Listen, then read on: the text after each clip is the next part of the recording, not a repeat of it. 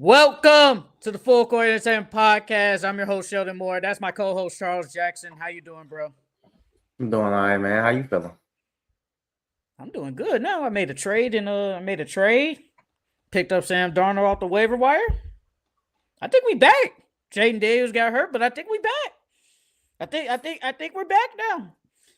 But besides all that, I'm cool. I'm cool. And real quick, I do want to send out some prayers to Eric Spoelstra. His house caught on fire this morning, so sending prayers to his family.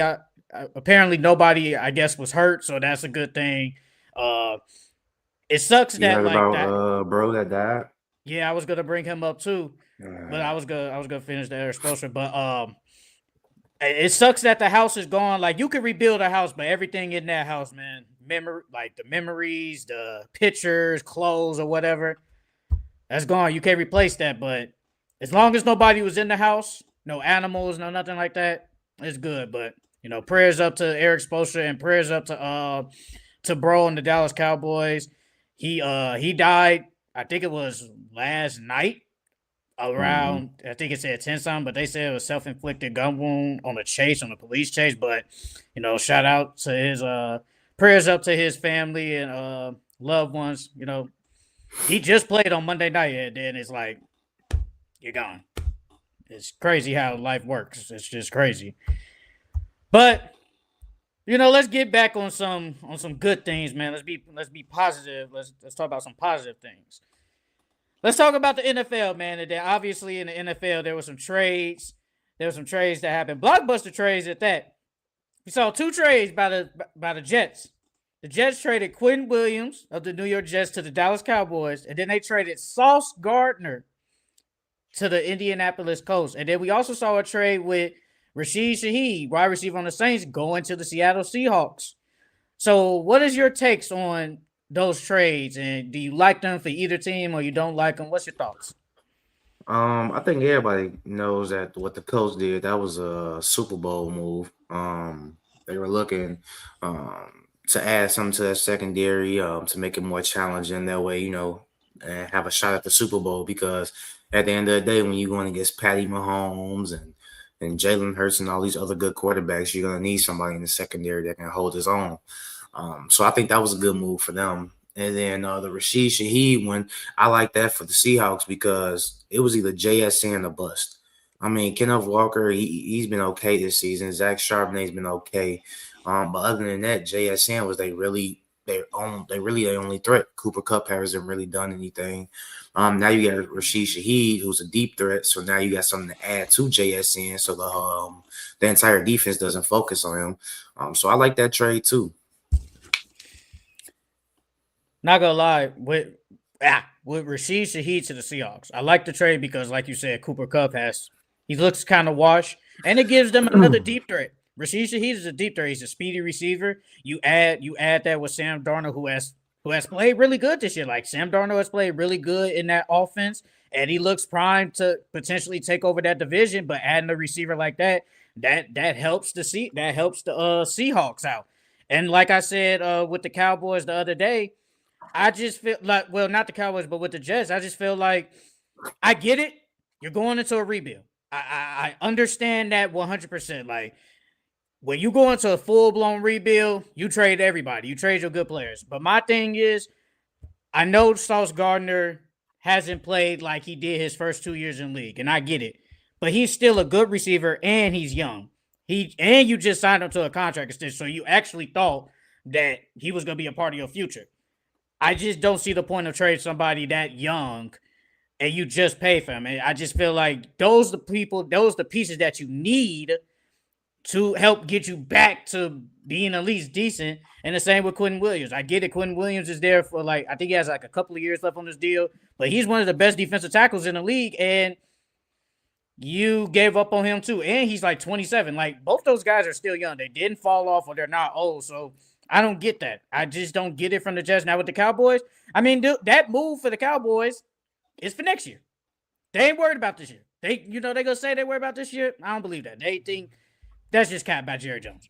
They not making the playoffs, so it doesn't really matter. But next year, if they do right in the draft or do what he did, like trading or sign people, hey, I'm cool with it.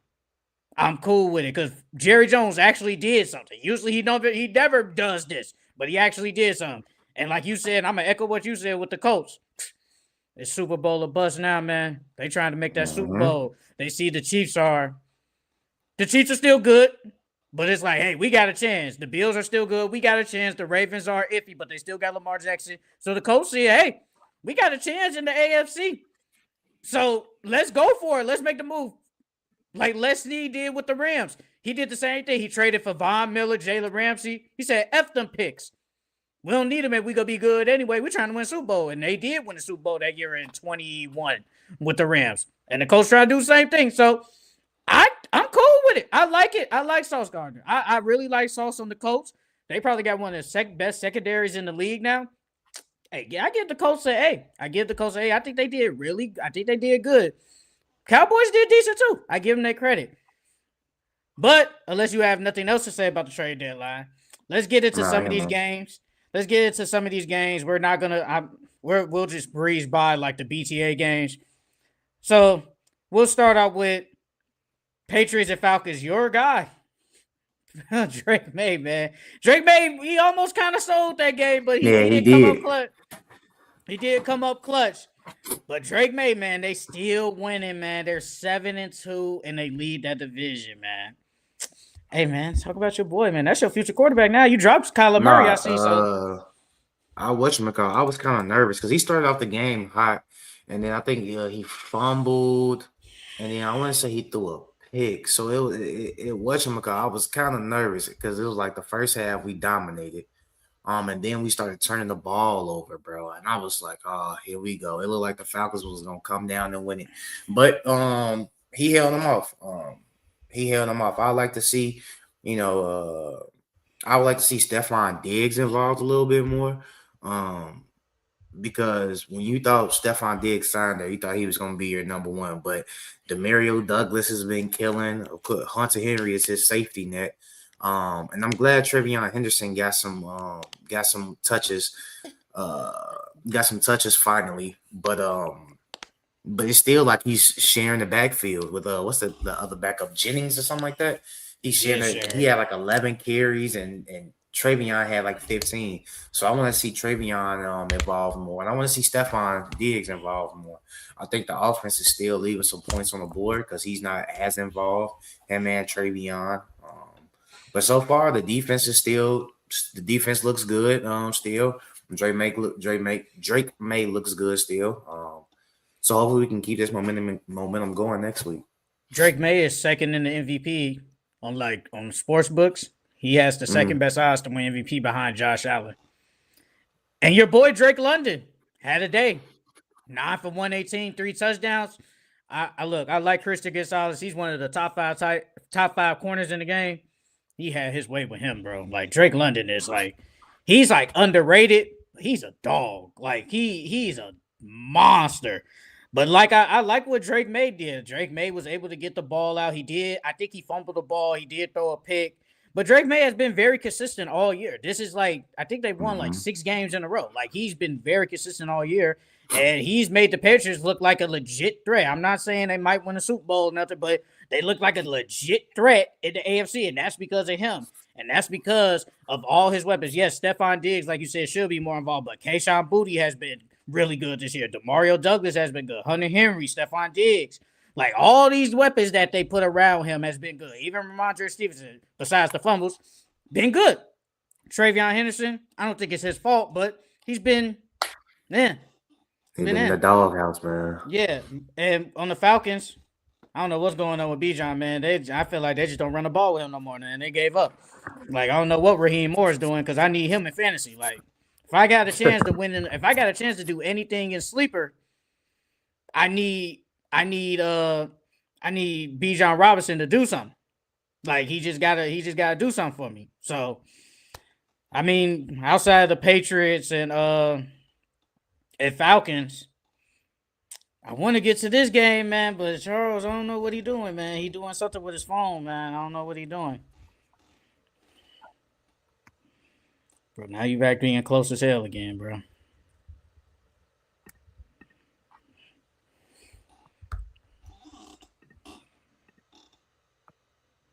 Oh, there you go. There you go. No. All right, there you go. There you go. I'm not gonna talk about the Chargers and Titans. Chargers won. They should have won. It should have been BTA, but it was closer than we thought. Let's get into the Charles. Hey, I know Charles was on it when he stood up. He watching the Bears almost sail. I was like, man, if they sail, this might be worse than the failed Mary. Talk about that Bears and Bengals game, man. I know you. I know. Hey, Francisco, is my camera good now? you good now? But for that Bears game, bro, look, like I told you on the phone, Jay, the first half, I watched the first half or like some of the second quarter, and I went to sleep because I'm like, oh, Bears got this in the bag. I woke up, the Bengals got the lead. I said, what the hell, bro? The Bears. I don't know what it is about the Bears, bro. It's like we always want to find a way to lose, bro. We'll dominate, and then we'll let teams come back. I do not understand it. But shout out to Caleb, though, because Caleb, he came down, he hit that strike against he ran for that first down, which made me nervous because I thought he was gonna get sacked. Because usually Caleb, he'll try to buy time in the pocket to see something downfield and then take off too late. But this time he didn't. He just took off as soon as he didn't see anything. So I'm glad he did that. And then he came down and threw that strike to Loveland, and he took it in for the TD.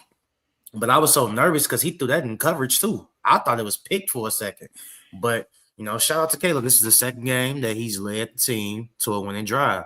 And I think that, this builds nothing but confidence for him. We traded for what's the dude that got released from the Texans? Gardner Johnson. CJ Gardner Johnson. He was on the Eagles. Yeah, we got him now. Hopefully our defense can still, hold it down for us because there's no way in hell the Bengals should have came back. So I was nervous about our defense because of that. But shout out to Caleb.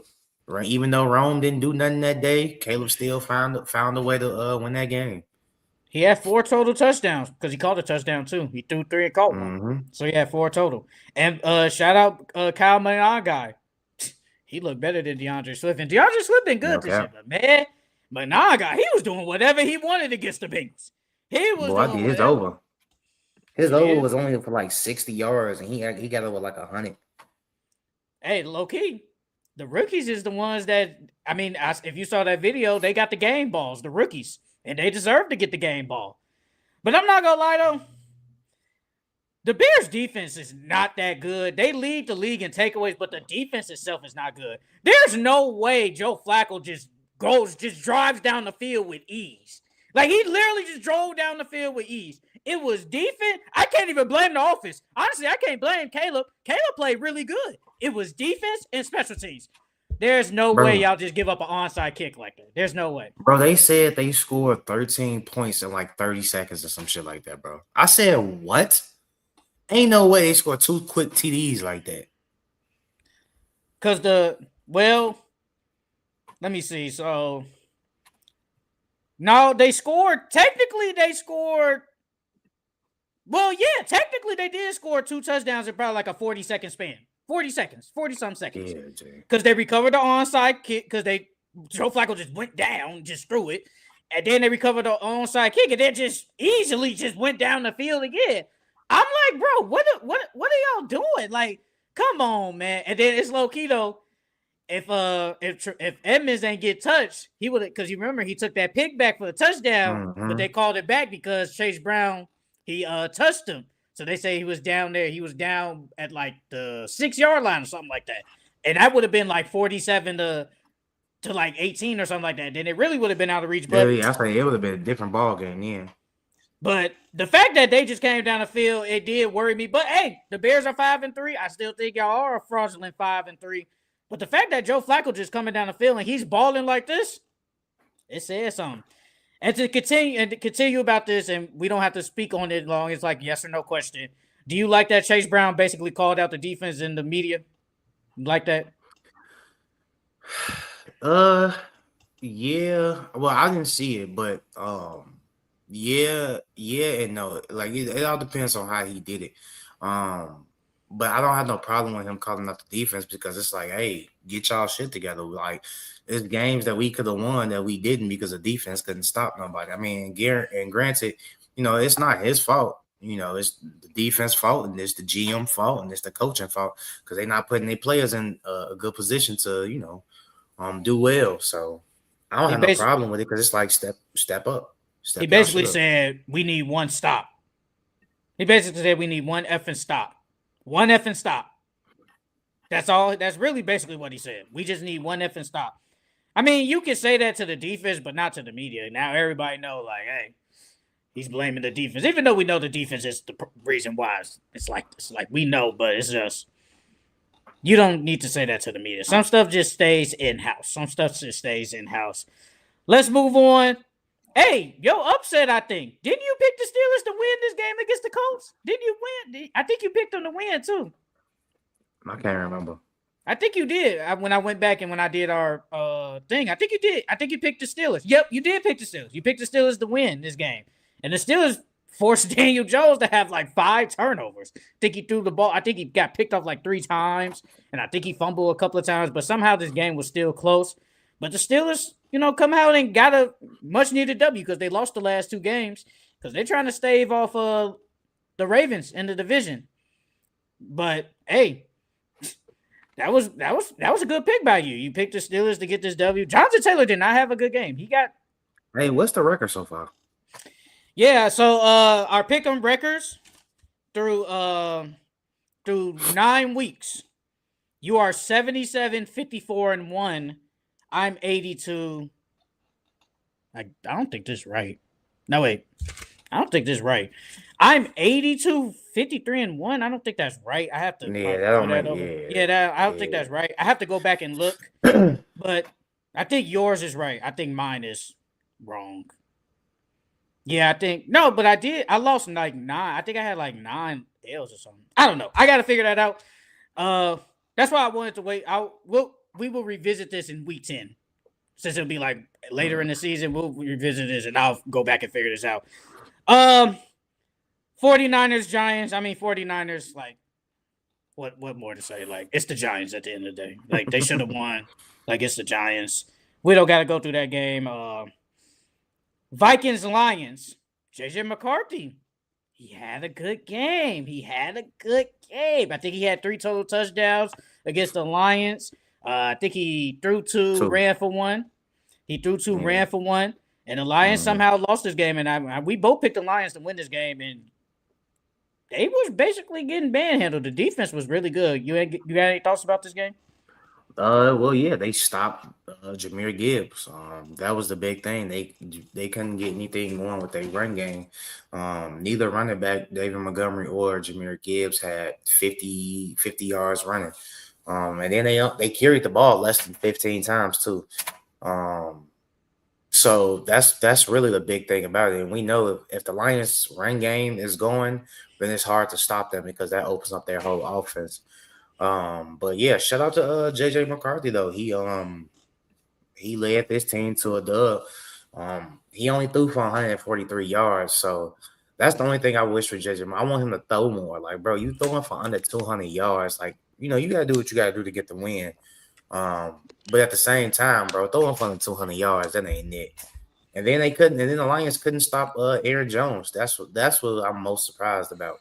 You guys let Aaron Jones run for 78 yards. And he just came back off injury. I thought they would have shut their run game down or shut Aaron Jones down, but they didn't. And that's a big reason why they won. I understand, like, you was kind of down, but Jahmyr Gibbs, there's no way he should have 9 carries. No way. Jahmyr Gibbs got to damn near have, like, 18 carries. No way Jahmyr Gibbs is giving me 9 for 25. No. Yeah, I'm sorry. That's not – that's just not it. Like, we got to do better.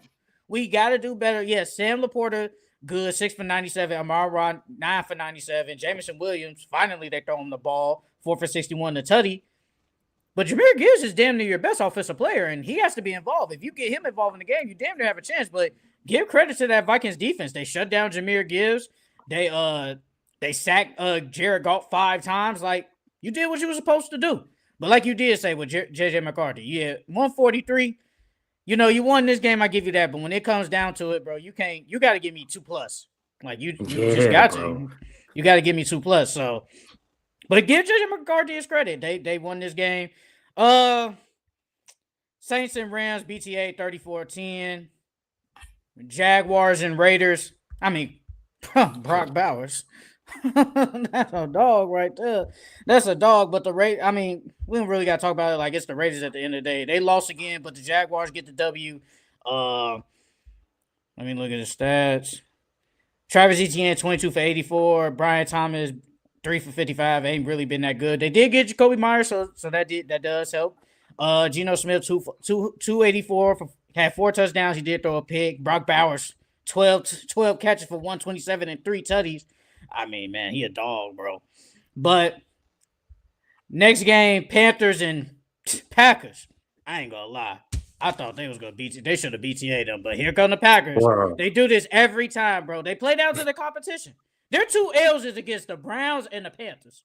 And the Bro, I was Cowboys. just saying, bro, like you playing the Panthers. The Panthers got a good record. The Panthers looking good over there. They 5-4. I would have never thought they had 5 wins. I'm not gonna cap. It's Rico Dowdle. He the one that did everything. You gotta get some love to Bryce Young too. He's been playing enough. okay. He's been playing okay. 11 for 20 for 102 yards is not good. He did enough. And then he threw a terrible pick in the end zone. It was bad. But Jordan Love, I don't know what Jordan Love be doing sometimes, bro. Like, sometimes he just be doing, like, bro, like, he running around and then he almost got picked off in the end zone. I'm like, bro, what are you doing? And then he threw a pick in triple coverage. I'm like, bro, come on, man. What we doing, Jay? Like, you be doing too much sometimes. But Rico Dowdle, 25 carries for 130, 2 tutties.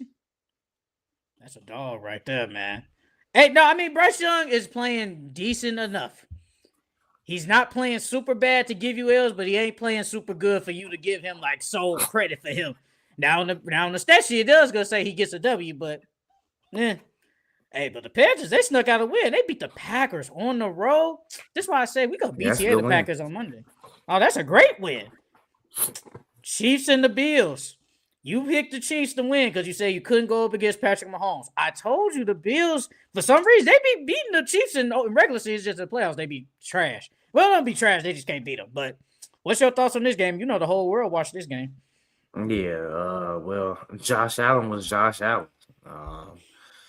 He made good plays. James Cook, if we being honest, James Cook should have got the game ball because 27 carries for 114 yards, and then Dalton Kincaid, 6 receptions for 101 yards. That was basically their whole offense right there. Shit.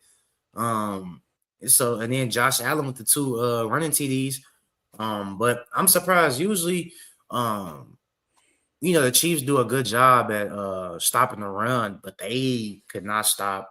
They could not stop James Cook at all, and I need them to figure something out with they running back situation. I know Pacheco is hurt, but you got Kareem Hunt, and you got I think that rookie's name is Smith. Brashard Smith. Yeah, I like him. I like the way he runs. I think he runs with force. I'm surprised he didn't get any more touches. But yeah, I need them to do something about that running back. I thought they would have ended up trading for a running back, but they didn't. They kept their hands closed and they said we're gonna work with what we got. But Rashee Rice had a good game. Hollywood Brown played decent. Travis Kelce washed self played decent. But it wasn't enough. It just wasn't enough. I think the Jets wanted a 3rd round pick for Breece Hall. The Chiefs didn't want to do it. I think they probably would have I think they only wanted to give a 4th. They needed like a feature back, like their best, honestly, like, bro, their running game's not that good, but it's like Patrick Mahomes is running okay enough. It's like, Kareem Hunt. I feel like Kareem Hunt is really just for goal lines at Pacheco. He just be running in place. So it's just like you ain't really doing nothing. But I mean, honestly, this game, it says 28-21. The Bills were kind of BTA-ing them for low-key for a minute. It was kind of BTA-ing them. Like, the defense was good against the Chiefs. Josh Allen, they tush push really like can't stop him. Like you said, James Cook was an animal. Dalton Kincaid can't stop him. Khalil Shakur, he had 7 catches, but then everybody else is like 1, 2, they ain't do nothing.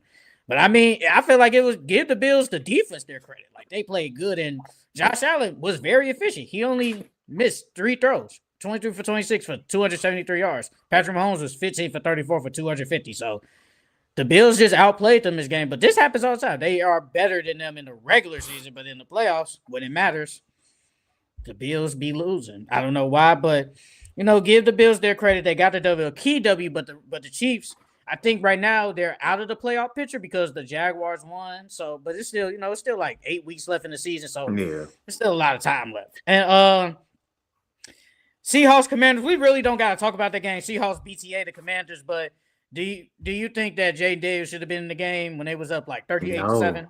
I don't get why he was still in the game, bro. Only other thing I could think of him being in the game is so that he can get his not confidence, but like since Jaden Daniels missed the game, it's like okay, let's get these reps in for next game. That's literally the only thing I could think of. But at the same time, bro, if y'all was getting them at 30 piece, take him out the game, bro. There's no point in him being in the game. Okay, yeah, you want him to get more reps in, bro. He can do that shit during practice. Ain't no way you leave him in, and then now look at you. Your quarterback is out for the year. I mean, granted, they wasn't going anywhere anyway. So, now that he's hurt, they can tank for real, and try to get a high pick and move on from there. But that I didn't like that move. That was a dumb move. And he even came out and said, "Yeah, that's on me for leaving him in the game." I feel like he knew he shouldn't have left him in the game, but he did anyways. So. Yeah, when you getting 30 piece, I feel like why is he in the game? And then the thing is, Jane Daniels has been hurt literally like majority of the year. Like you have no reason to keep Jane Daniels in the game. No reason whatsoever. Now this man, he tried to brace his fall. First of all, why are you doing RPO anyway? Why are you doing that? You could have just did a slant or something. Don't matter. But why is he doing RPO and then he's trying to brace his fall? And then I guess with the force of the field and him trying to brace, dislocated elbow. The only, I guess, good thing is it was his non-throwing arm, but it don't matter. You still dislocated your elbow. Now he's going to be out. And the thing is, Marcus Mariota ain't going to do nothing for you. So it's like y'all going to probably be losing a lot of games. So there's going to be no point of bringing him back. Like you said, probably out for the year. It wasn't the smartest move by Dan Quinn. But Seahawks BTA the Commanders, and then last game, Cardinals and Cowboys. You picked the Cardinals to win this game too. Even you did think Kyler Murray was gonna play, but it don't matter. You still picked the Cardinals to beat the Cowboys. What's your thoughts, man? Jacoby Brissett. Hey, Jacoby Brissett look better than Kyler Murray, if you ask me. I ain't gonna lie, that offense looks way better. It's moving down the field. Jacoby Brissett is getting the ball out faster. I mean, he's not the runner that Kyler is. But he's getting that ball out fast. He's getting it to our playmakers. And it's crazy to say, but I trust Jacoby Brissett with the ball more than I do Kyler Murray. This man threw for 260 yards. Have we seen? I think Kyler only threw for like over 230 like one time this season.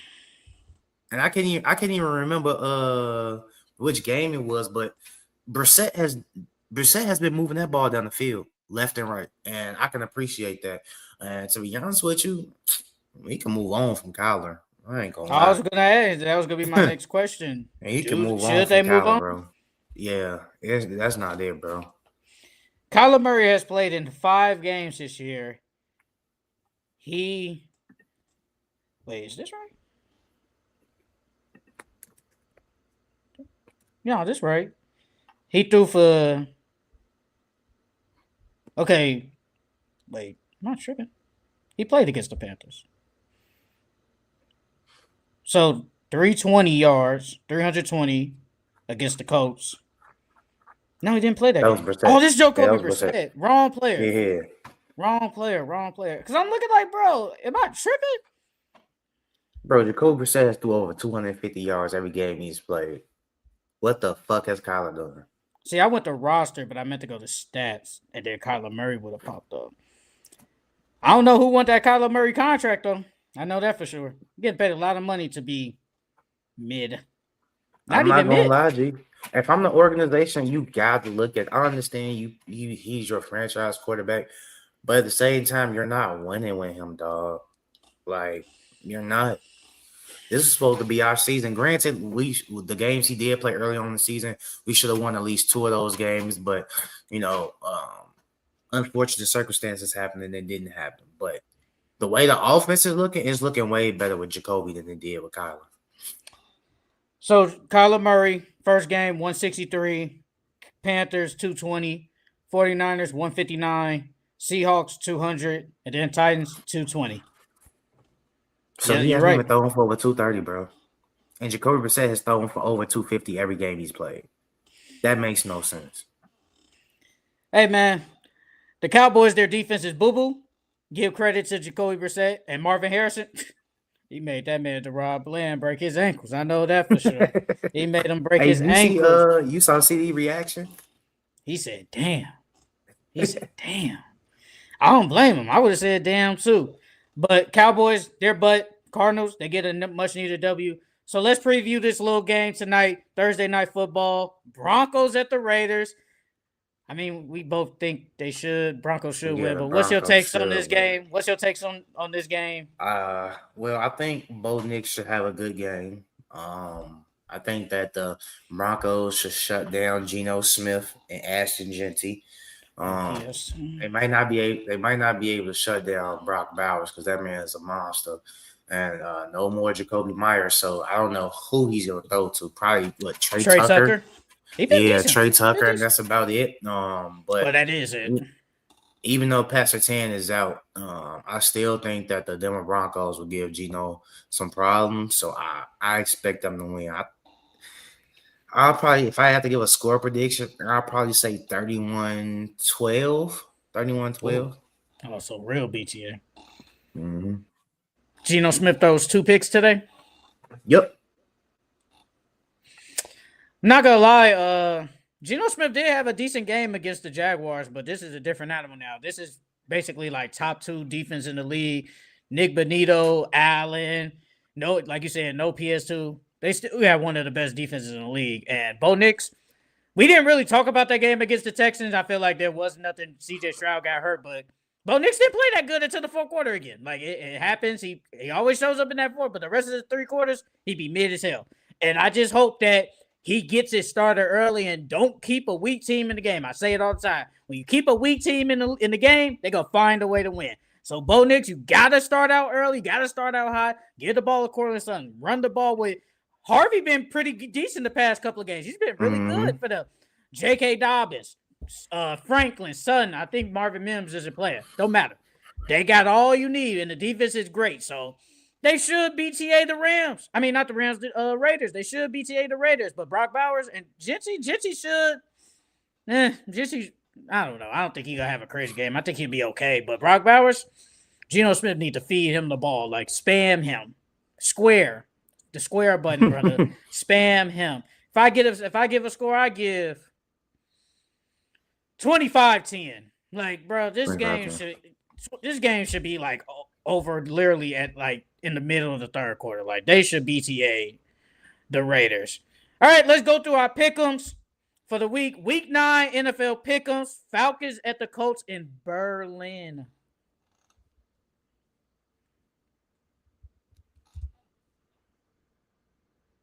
This man froze? Did Charles freeze? Charles froze. Am I tripping? Hey, Francisco, if you in here, am I tripping? Did Charles freeze? He froze. He froze. Man. Falcons and Colts. Oh, there you go. Mello? Yeah, what happened? I don't know what the hell happened. I should just froze out of nowhere. Man, we had technical difficulties all morning, bro. But NFL Week 9 Pick'ems, Falcons and Colts in Berlin. Falcons and Colts from Berlin. I'm gonna go Colts. Give me the Colts. They should BTA the Falcons. Browns at the Jets, the toilet bowl.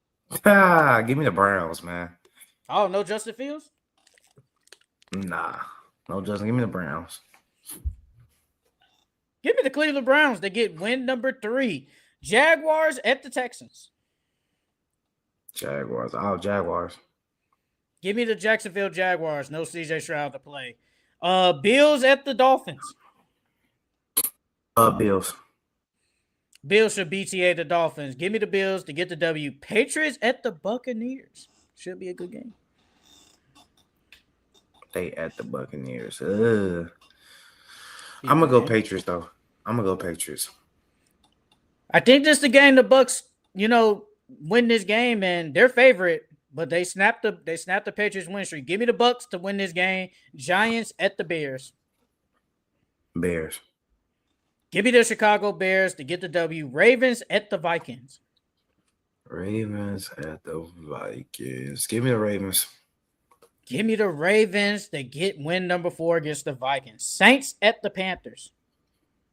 Saints. No. Hell no. Panthers. I was thinking of the Steelers. Panthers. Give me the Carolina Panthers. Cardinals at the Seahawks. Cardinals at the Seahawks. Hey, man, the way Jacoby Brissett looking. Man, I'm going Cardinals. I'm going Cardinals, dog. Give me the Seattle Seahawks. Lions at the Commanders. Lions at the Commanders. Lions. Give me the Detroit Lions. Rams at the 49ers. Last time 49ers won the game in overtime. I'm going to go Rams. Give me the Los Angeles Rams. They get the W. Sunday Night Football. Steelers at the Chargers. Give me – oh, man.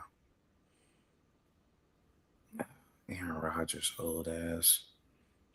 Yeah, he has. Give me the Steelers. Give me the LA Chargers. And on Monday Night Football, the Eagles at the Packers. Give me the Eagles. BTA the Packers, bro. They tried to ban the tush push. Give me the Eagles to beat the Packers, bro. I'm tired of them. They get on my nerves. Give me the Eagles to get a W, and that's it for our NFL Pickems. Simone just said R.I.P. Marshawn Kneeling, prayers to his loved ones. Yeah, like we said it earlier. Prayers to his loved ones. Prayers to his loved ones. And I forgot to say, we are live on Facebook. I forgot to say that at the beginning. I was technical difficulties and all that. Yes, we are live on Facebook now. So we're live on YouTube, Twitch, and now on Facebook. So people on Facebook, if you are there, we do get some decent views on Facebook, but if you are there, we are finally live on Facebook. So check us out and like the video. Now, we're going to get to our NBA Week 2 Power Rankings. Charles started last week. I'm going to start this week. And number 10, I got the Toronto Raptors. Got the Raptors at 10. At number 9, I got the Cleveland Cavaliers. At number 8, I got the Portland Trailblazers. At number 7, I got the Denver Nuggets. At number 6, I got the New York Knicks. At number 5, I got the Houston Rockets. At number 4, I got the Detroit Pistons. At number 3, I got the Los Angeles Lakers. At number 2, I got the Chicago Bulls. And at number 1, I still got the OKC Thunder, man. I know they lost last night, but they still number 1. At number 10, I got the San Antonio Spurs. At number 9, I got the Cleveland Cavaliers. At 8, I got the New York Knicks. At 7, I got the Portland Trailblazers. At 6, I got the Denver Nuggets. At 5, I got the Detroit Pistons. At 4, I got the Houston Rockets. At 3, I got the Chicago Bulls. At 2, I got the OKC Thunder. And at 1, I got the Los Angeles Lakers. I'm not going to lie. The Bulls are Damn. This stuff tweaking. Bro, he froze again. Shout out to the 7 people in the chat. Bruh. Yeah, my man stuff is tweaking. It's tweaking today, bro. I don't know what it is. It's tweaking. His stuff is tweaking. Like my stuff was tweaking earlier. Now it's tweaking during the. I don't know, bro. This stuff is tweaking. Francisco, where you at, bro? I know you seen them Lakers. Man. Luka Doncic, he been hooping.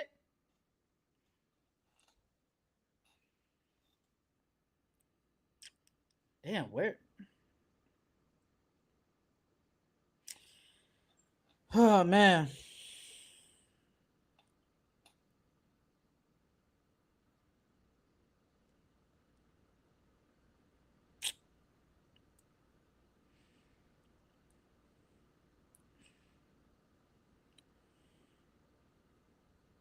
Jay, I do not know what's going on today. What the hell? Yeah, we just having problems. What is it saying? Hey, you close to the camera. It keeps saying my shit keep like disconnecting. That's but I'm weird. not. Yeah. What was you saying about the Bulls? No, I was saying this is what pisses me off against the Bulls, bro. Because when I talk shit about them, when I don't believe in them, they do this shit. And as soon as I'm like, you know what? Okay, I believe in the Bulls again. They gonna start losing. It's gonna literally go back to everything I said. They should not be. The Bulls should no way in hell be 6-1, bro. Ain't no way in hell. Now, don't get me wrong. They hooping. Josh Giddey hooping. Vucevic hooping. Everybody on that team is hooping. They playing together. They playing hard-nosed defense. They playing suffocating tough defense, and they running out in Jersey. Okay, I get that. But this shit is not going to last this long. I'm just waiting on all of the delusional Bulls fans to come back down to earth once they start losing. Because ain't no way the Bulls should be 6-1 right now, dog. No way. They got some quality wins too, though. Don't get me wrong. They got some quality wins, but ain't no way they should be 6-1. Shout out to Francisco with the $2 super chat. Messi the GOAT. Also Dodgers championships. Hell yeah. I think, yeah, Game 7 of the World Series was on Friday. I ain't gonna lie, man. I watched a lot of baseball. It's probably one of the best games I've ever seen in my life. Like, I'm not gonna cap, bro. That game had me on my seat, bro. I wanted the Blue Jays to win. Man, that game was good, bro. Yamamoto, oh my God, he a monster. Monster. But shout out to the Blue Jays, shout out Dodgers, they're back-to-back champions. But look, man, with the Bulls, I ain't gonna cap. Josh Giddey look like a top 3 guard in the NBA to me. That man balling. That man looking bro. He looking like a monster. Vucevic is playing good. Isaiah Coro is playing his role. Patrick Williams is not playing the worst on the bench. It's not playing that bad. Kevin Huerter's decent. Trae Jones looks good. And Kobe White isn't even there. Ayo been putting in work. Ayo been good. Putting in work. Dalen Jarrett. The Bulls look good. And this Josh Giddey, bro. Josh Giddey is like probably, at least right now, in the first 2 weeks, he's the best all-around point guard in the NBA right now. In the 2 week span, he's the best all-around point guard. He damn near a triple-double threat. They can't stop him. I mean, look, you told me they was gonna be. You said they was gonna lose to the Knicks. You told me they was gonna lose to the Sixers. They did lose. And I said they would split. I'm like, they're gonna split. They're gonna split against them. That's what happened. They won the first game on Saturday, then on Friday, then they lost the game on Sunday. I'm like, they're gonna split with them. And then they came back against the 76ers. They come back. Yeah, Charles stuff is tweaking. I don't know. Oh, I don't know what it is, bro. Yeah, I don't know what I'm really not touching nothing.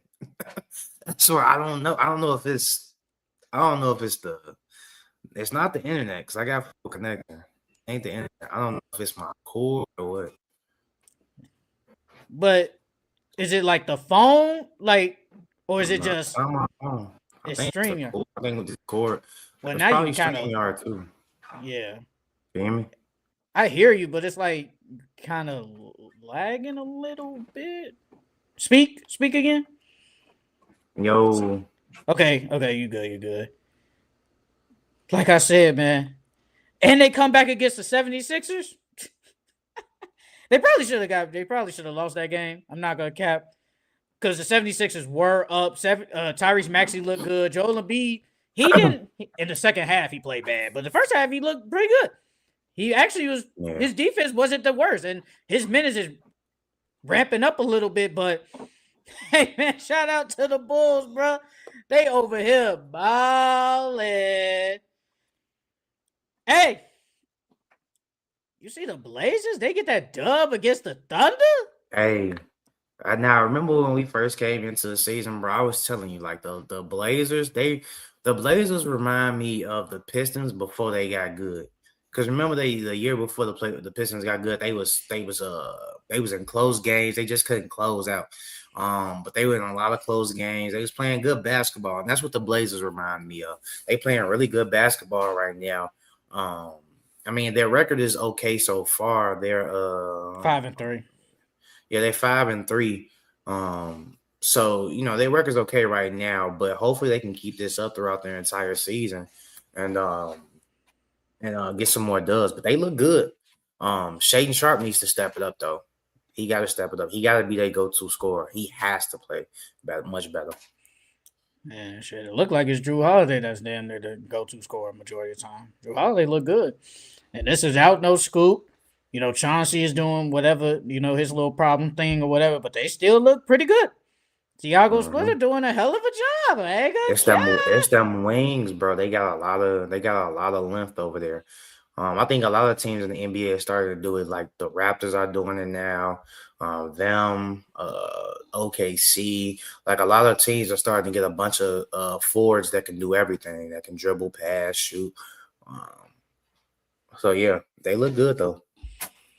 They got some good W's on the season too. I had to put the Blazers in here. Hold on. Yeah, for sure. I said it, man. Bulls 2025. Bulls 1996. Francisco, who on that team gonna guard Jordan? Who on that team is gonna guard Scottie Pippen? Who on that team is gonna guard Dennis Rodman? Well, Josh Giddey ain't gonna be able to do shit. Who guarding Josh Giddey? Scottie. And what Giddey gonna do? He's still gonna be getting them crashing them rebounds. About the Lakers, Sheldon, yeah, they look good. And I think it's 90% JJ Redick thing here. Yeah, I don't know why Charles' stuff is tweaking. I wonder if it's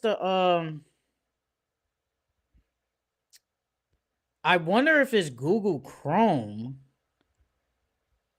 He might have to switch the browser because his stuff is tweaking again. Vucevic, oh my God. Okay, Francisco. Okay, Francisco. All right, brother. Damn. Hello? You think it's the browser? No, I think it's my cord, bro. My cord got a shortage in it. So I honestly think it's my cord. You don't need the cord in, though. You don't need to keep the cord in. Unless you just want to charge it. You don't need the cord in. Yeah, my phone needs charge. So. Oh, well, that's the case. I'm going to switch cords real quick. I'm about to say, because... Oh, if it got a shortage, then that do make sense. Bro, I haven't ran through like 4 cords in the last... I don't see how. Man, you better go on Amazon and buy some cords. Them cords is cheap. Them cords is good prices and they're good quality. That's what I got now. Oh, the ones on Amazon? Mm-hmm. Yeah, man, I'm trying to talk about the Lakers, man. JJ Redick. I ain't gonna lie, JJ Redick like coach of the year right now in the first 2 weeks. Especially with that win that he got hold on. The Blazers. I think we good. I think we good. Camera. Boom. Boom. Boom.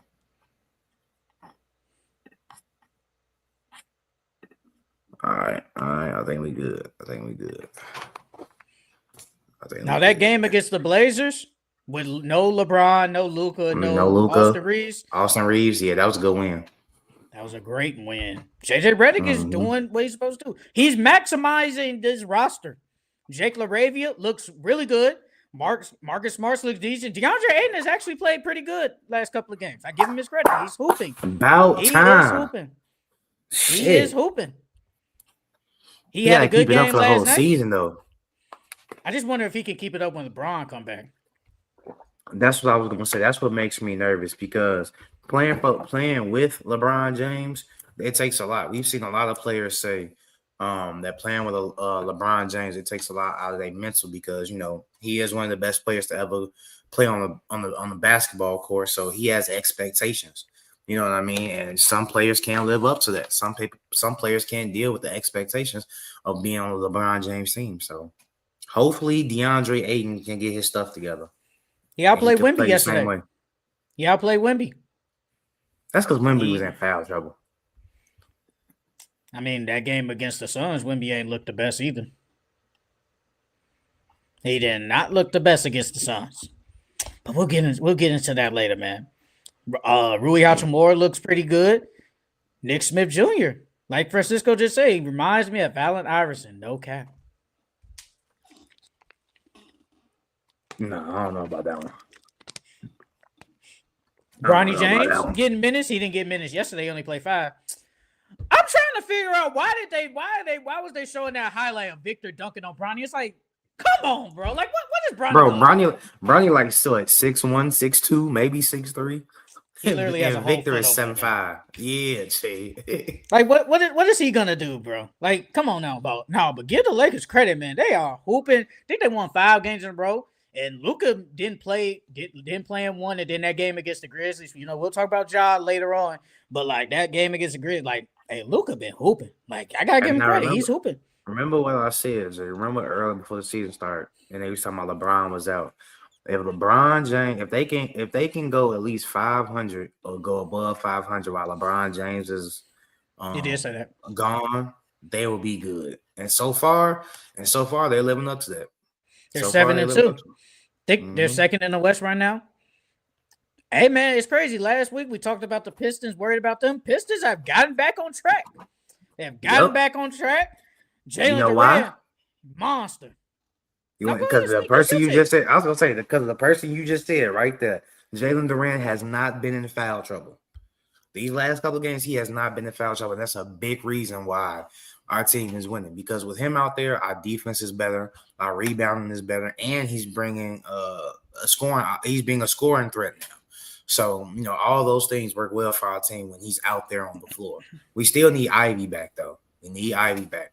I know I've been preaching Trae him, but ain't nobody else giving us any other buckets besides Cade and Jalen Durant. So we need Ivy to come back and give us some buckets. Jalen Durant with the 22-22 game yesterday. Dominated. He a monster. Cade been playing good. He ain't really been turning the ball over. Like, I think the games before that, he hasn't turned the ball over like that. This is what I asked for. I just say, just don't turn the ball over like that. Y'all gonna win games. And now they're what? They are 6-2. So they have gotten back on track. They look really good. After that BTA against the Cavs, they look way better. They look where'd you have them? 4. Been hooping. Put them at 4. They've been hooping. The Pistons have been hooping. I feel like they deserve to be at 4. Like, honestly, I mean, you could have asked. Well, you could have flip flop say them or Rockets. Rockets been hooping too. They look like they. I got the Rockets slowly figuring it out. I still think they need a point guard, but they look good. Sengun been hooping. Kevin Durant playing good. Amen Thompson. I think he had 7 assists yesterday. Like, he's been playing good. He's using that athleticism. I mean, they're better when he doesn't really have the ball in his hands and initiate the offense. I was just gonna say, I think what's changed is that, like, even though he had 7 assists, like, I think they're not using him as a PG anymore. It's mostly going through Sengun. We're gonna run the ball through Sengun.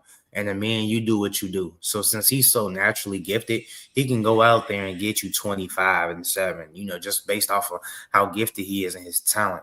But I think because when the offense looks a little bit more better since they're running it through Sengun now and not having a man initiate the offense.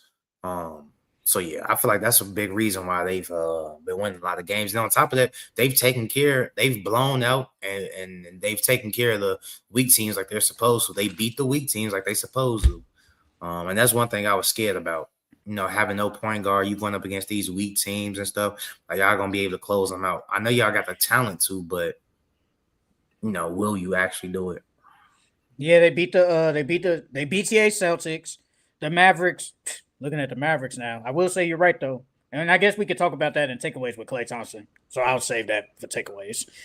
You beat the Mavericks, and then you beat the Grizzlies. Like, the Grizzlies don't move me. But you are winning. So I give it, hey, the Rockets, they just look better. And they did, well, 3 games since then. They doing what they're supposed to. They're beating the teams that they are better than. So I give the Rockets their credit. I mean, another team, the Knicks. No, the Knicks been looking good. Cat played good against the Bulls. I think that was the game he went crazy. And then they beat the Timberwolves yesterday. So I'm like, gotta do what you gotta do. Like, been hooping. OG had a good game. Jalen Brunson had a good game. You gotta take care of business, man. And just came back too. So it's like he ain't like 100%. So gotta hoop. And the Raptors, they're low key, man. And the Raptors are the only team in the NBA. I'm surprised you got them. I'm surprised you got them in the top 10. They be hooping. They've been hooping. The Raptors is the only team in the NBA with 3 20-point scores. For real? Yes. They're the only team in the NBA with 3 20-point. RJ, Scotty, and Brandon Ingram. They're the only team in the NBA with 3 20-point scores. I mean, the last time we talked, I know the Cavs didn't have Donovan Mitchell, but you needed that win to get back someone in the East. You beat the Grizzlies. The Grizzlies don't move, but you did beat the Bucks. That was a key W. The Bucks been looking good before that, so that was a key W that they win, and they beat them up. They beat them up at home. Scotty played good. Everybody played decent. RJ been hooping low key. RJ been playing good. I think he's been shooting the ball well. That's what it really is.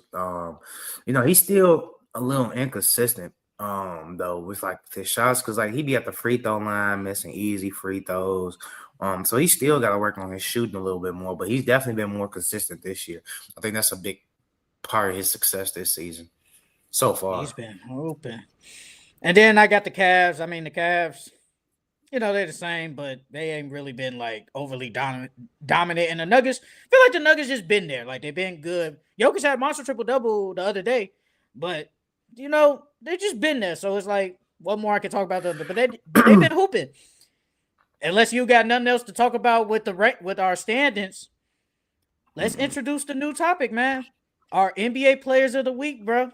This might not be a super long topic, but I do want to recognize the Players of the Week, bro. And let's start with the East. Who is your Player of the Week for the East? Person. I know we got him. Josh Giddey been hooping. Oh my God. Bro. Like, don't get me wrong. I've always believed in Josh Giddey talent. It's just that the Bulls should not be 6-1. I gotta keep saying this. They should not be 6-1, dog. But this last week, Josh Giddey has averaged 28, 12, 11 with a steal, shooting 54 from the field, shooting 41 from the 3. I'm like, Josh Giddey hooping. I'm not gonna lie. Like, I'm not mad that the Thunder traded him because the Thunder end up getting the chip out of that. But just imagine if he was on the Thunder still. Like, they'd be nasty. I feel like the Thunder low-key gave up on him a little bit too quick. But I'm glad that, he's with the Bulls and he's able to shine now. But yeah, bro been hooping. Is this what the Bulls needed? That's what they got. Giddey? They got that guy. Yeah. They got the guy now. They got their point guard. He's their point guard. They still got a lot of holes to fill. Bro, Josh Giddey is averaging triple-double in the last week. But the thing is, he's shooting 41% from 3. Mm-hmm. Now, I don't think that's sustainable. I think that's eventually going to come down. But you are shooting 41%, and that's good with a 2-1 record in the week. You beat, and the 2 wins was against the Sixers, who've been killing, and the Knicks are the Knicks. So I feel like Josh Giddey in the East for the past week has been good. Like, you got probably some other players in there, Giannis, and I get it with Giannis. You could have added Cade in there low-key. I was thinking about Cade. I actually thought about Cade. But then I'm looking. Like, you could have thought about Donovan Mitchell, but then when you look at it, who in the East is playing better than Josh Giddey? And you said they gave up on him. I don't think they gave up on him. I just think that Shea needs the ball. He's ball dominant. And then they said, okay, we can't have 2 ball dominant guys, and Shea is actually better than Josh Giddey. And then at that time, Josh Giddey couldn't shoot, and his defense was bad. So let's trade for one of the best defenders in the league and Alex Caruso. And the Bulls, we just need a future point guard for our team. I think it's a win-win for both sides. Everybody got what they wanted. Everybody got what they wanted. Thunder got their chip. The Bulls got a franchise player. Hey, let's go to the West now. For the West, who is your player of the week? Come on. I'm a boy Luka. My boy Luka is my player of the week for the West. You know, Luka this week, even though he hasn't been shooting it that well this past week, he's averaging 36, 10, and 9 with about 2 steals. He's shooting 29% from the 3 and 42 from the field, so that's not good at all. But you know, he's been leading these teams to a W. They got a good win without him. But when he's played, he's been the best player on the floor every game. So yeah, I got Luka as my player of the week this week. I'm not gonna lie. Before Luka, I had Devin Booker. Devin Booker. I literally wrote Devin Booker, and then for some reason I forgot the Lakers played like last night or something, and then I was like, I'm probably gonna put Luka, and that's what I did. I got Luka Doncic as player of the week in the West. They're 3-0 with Luka, 4-0 for the week, but Luka played in 3 games, but they're 3-0. You said it, damn near a triple-double, 36, 10, and 9. The only thing is, and he's not shooting the 3 well, but the thing is, he don't need the 3, at least in this week's span, at the hoops. He's shooting bad for 3 and still averaging close to 30, 36 points and damn near 40. Luka is hooping. Bro, Luka was out for a minute, comes back against the Grizzlies and dominates. It's like, that's my MVP. I mean, he's been shooting hella free throws, though. Like, he's been shooting, like, damn near 14, 15 free throws this last week. So that's a big reason why, you know, he got that 36 on free throws. Bro, Luka is hooping, and I'm glad, like, I had Devin Booker, because I'm like, Devin Booker low-key been playing some good basketball, low-key. He started out kind of a little slow the first 2 games, but ever since then, he been hooping. So I was like, I have Devin Booker. I'm like, I'm probably going to put Luka on here, because Luka been hooping, bro. But Josh Giddey and Luka, the 2 Caucasians, they deserve it. They deserve it. But let's get into our NBA takeaways of the week. I want to get this out the way. Hey, man, you was right. They had to bench Clay. That's exactly what they did. And they still lost. They lost to the Pelicans. Bruh. I mean, you did say, you was like, Klay Thompson the damn near the key. And then you was like, man, they got to bench Clay. That's exactly what they did. Jason Kidd finally said, man, you ain't playing good. He's been playing. Meg took all your powers. Come sit on the bench, bro. And then he started D'Lo. But if you watched that game yesterday, it felt like they still weren't running no point guard lineups. I was seeing Najee Marshall, Cooper, PJ, Daniel Gaffer, Max Christie. I seen Brandon Williams get damn near as many minutes as D'Lo. I'm like, he's still not really running point guard. It's still Cooper Flag handling that basketball. But losing it to the Pelicans, that's not a good. That's a terrible loss. I'm not gonna lie. That is a terrible loss. They lost to Sadiq Bey. Like, can't lose to Sadiq Bey, bro. You saw that quote what Cooper said? He said, I'm not used to losing this much. And then they showed like his record. Like in high school, he only had 4 losses. In college, I think he had 5 at Duke, and now he got 6 already. Which nobody expected them to have 6 L's. Now AD is hurt, but I still don't think you would think they have 6 L's already. Like, I think they're last in the West at 2-6. They're on 3-game losing. I would have never, you know, I still got faith in my Mavericks because it's early in the season, but AD going down, that was a big blow for them. And granted, even though AD was down, they weren't supposed to lose this game. You got a bad game from Trey Murphy. Herb Jones played okay. Jeremiah Fears played okay.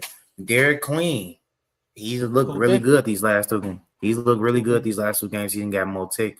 And then you letting Jose Alvarado drop 13 and get you 8 rebounds. Like, that's unacceptable. But like you said, I don't know if Jason Kidd doesn't believe in D'Lo. If that's the case, then what was the whole purpose of even signing him? You know what I mean? If you're not gonna really let him go out there and run a point, because he only played 21 minutes. So it's like, and Brandon, he's more of a traditional point guard than anybody else on your roster. I mean, Brandon Williams is not really a traditional point. He's a scoring guard. Same thing with Hardy. So it's like, I don't understand why you're not letting D'Lo bring the ball up and initiate the offense more. I mean, Cooper had a good game. He had an okay game. The only thing with Cooper is, bro, like, bro, did you know that so far throughout the 8 games Cooper Flag has played, 6 out of his 8 games, he has a minus box score.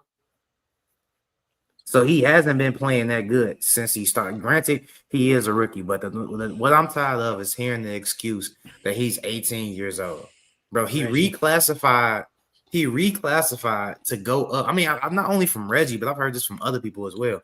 Like, he not only Shout out Reggie. reclassified to play up. So which means that you think that the competition level that you're at you're above it. So you did that when in college, played good in college. But now, since he's in the NBA going against grown men, now it's the excuse that he's 18 years old. No, we can't use that excuse. Once you in the league, you in the league, bro. But since AD's been gone, Cooper's been averaging 15, 8, and 3 with the steal, but he's shooting 31% from 3, and he's shooting 40% from the field. So all this, I'm a Cooper Flag hater. That's cap. I've just seen it from the get-go. He's struggling offensively to score. He really doesn't have a shot like that, and he hasn't been scoring efficiently. So it's like I granted he's a rookie and he's gonna end up playing better, but my man's got to work on his offensive game. If Jason Kidd wants to put him in the best situation possible and the best place possible, you have to keep that man off ball right now. Just right now, because right now he's not that good on ball. He's not good. He's okay at dribbling, but he's not really that good. He's not a really great shooter. So you got to get that man going in transition and off of cuts and dribble handoffs, things of that nature. And then last night Cooper missed that game time. I think it was a floater. He missed a game time floater. So it's like the man, he got a lot of things to work on. But it's still early in the season. I was watching Nightcap with Shannon Sharp, and they was like talking about Klay Thompson, and then Shannon Sharp was like, he should have just went to LA. And I'm like, brother, he went there for Luka. And then Luka gets traded. That ain't his fault. If Luka was there, obviously probably Cooper Flag ain't there. I think life would be way easier for him if Luka Doncic was still with the Mavericks to get one of the best 3-point shooters ever, wide open shots. Now it's harder to get wide open shots. It's harder now. And I agree, man. I think Jason Kidd just don't like D'Lo, bro. I'm sorry, bro. Like, there's no way how. First of all, we talked about it a couple of weeks ago. You said that y'all short on point guards, but then you got D'Lo just sitting on the bench. You really don't play D'Lo off the bench. Then when you do finally start D'Lo at bench Klay Thompson, he still can barely crack 25 minutes. It's like, bro, what are we doing? I'm expecting, when I see D'Lo start, I'm like, okay, we damn near gonna get at least 30 minutes. I'm seeing him in playing time battle with freaking Brandon Williams. Nothing against Brandon Williams. But it's like, come on, D'Lo is better player than him. I don't know what they're doing. I honestly don't know. And Jason Kidd is one of the best coaches in the league, like top 10. He looked like a rookie head coach. It looked like he just don't know what to do. That's what it looked like. He looks indecisive of, man, should I start D'Lo? Should I put Coop Flag on the bench? Like, what do I do? Brother, you're Jason Kidd.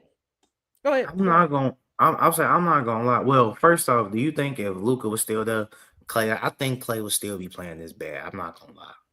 It probably wouldn't be this bad. Yeah, it probably wouldn't have been this bad, but it still would have been bad.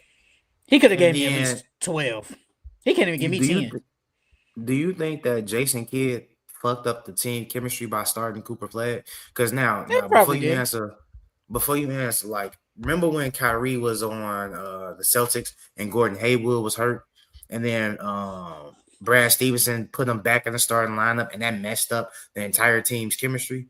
I think it's something going on like that. So, like, yeah, Cooper Flag is the number one pick, but I feel like guys like PJ Washington, Najee Marshall, Najee was starting last year. Like, those guys, some of those guys earned their way to start. And it's like, yeah, I get that Cooper Flag is the number one pick, but he still got to prove himself. And since Jason Kidd started him, it's like the whole team chemistry is now like messed up. Because if we being honest, I would have rather Cooper Flag in that second unit, because if he's going up against the second unit guys, I know he's going to dominate. But since he's been going up against the first unit guys, he ain't really been playing that well. His numbers look okay, but shooting from the field wise and his production just looking out there, like I said, he has a minus box score 6 out of the 8 games he played, which means you're not playing that well. So I think that kind of messed it up too. And then once AD comes back, and then once Kyrie comes back, it's gonna be just some decisions to make for Jason Kidd. I don't know what he's gonna do, but he gotta figure it out. It's still early. It's only 8. They're only 8 games in. They're 6-2. I mean, they're 2-6. Still a hell of a time left. The West a dogfight, bro. Nobody thought y'all would be last in the conference. I ain't gonna cap. Nobody thought that. What's your takeaway, man? What you got? Before I get into serious ones, Jaylen Brown hairline, dog. I'm gonna need you to stop inking everybody. All right, this is the third time he's done this. like dog, you're getting black ink everywhere, dog. Keep your fluids to yourself, big dog. But yeah, I had to throw out Jaylen Brown's hair. Other than that though, Desmond Bane. No, matter of fact, before I get to Desmond Bane, Bronny James, my boy Bronny played 19 minutes. He had 5 points, 1 rebound, 6 assists. He shot 1-4 from the field, but the 6 assists, I'm encouraged by that 6 assists. I think Bronny is a decent playmaker, but for some reason, I've been talking about this since he was in high school. Like offensively, it's like he's not aggressive enough. I don't know what it is. I don't know if he's nervous out there. I don't know if it's, I don't know how many minutes I'm gonna get. So if I mess up, I might not come back in. Like, I don't know what it is. I think he's in his own head. But I'm glad to see that he has 6 assists.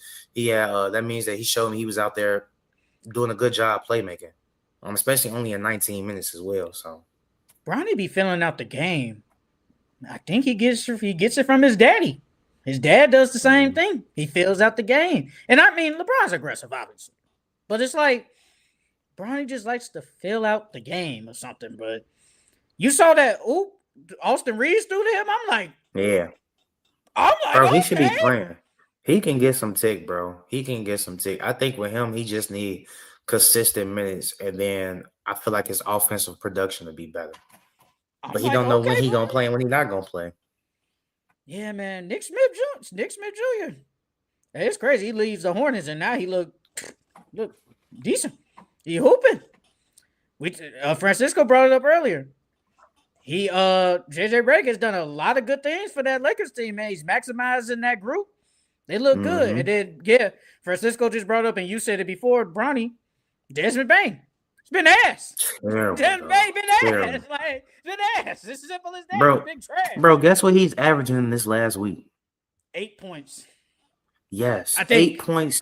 Yes. It's like 7. It's like 7 points, 2 rebounds, and 4 assists. He's shooting 33 from 3, and he's shooting 34 from the field, dog. That is terrible. Like Francisco said, they gave a 5 first-round picks for that. And then they lose to the Hawks. It's like, come on, man. Y'all just had 2 easy W's against the Hornets and then the Wizards. Those are 2 W's. So, I'm like, okay, getting back on track. Now the Hawks, there's no Trae Young. Then you basically lose. Paulo had 22 and 11 with 8 assists. Franz had 18. Desmond Bane got ejected. He had 9 points. Tristan Silva with 20 off the bench. That's cool with him. Jalen Suggs is, he's still on like minutes restriction though. And then I'm looking, Zachary with 21 look good. Nikhil 20 in the star lineup look good. Dyson Daniels look good. I'm like, bro, like, come on, bro. Congo, your guy, good.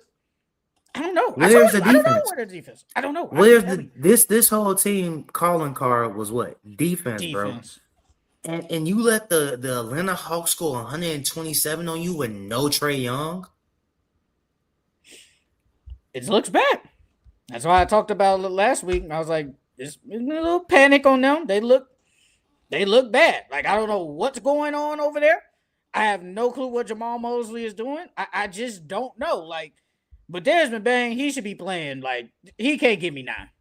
Can't. Yeah, bro. Because I think at one point, like when we talked about it, like we was like, man, could the Magic have like 3 20-point scores? I don't know Yeah, if that's they gonna happen could. now. Yeah, I don't know if it's gonna happen, but they could. I don't know if that's gonna happen now, but they gotta get their act together. They gotta get their act together. What else I want to talk about real quick? Y'all gotta give my man Westbrook some credit, man. He hooping for the Kings. I know the Kings suck, Yeah. but he playing good basketball, man. He playing some real good basketball. The one thing you can count on Westbrook, bro, he gonna show up. He gonna play hard. He gonna show up.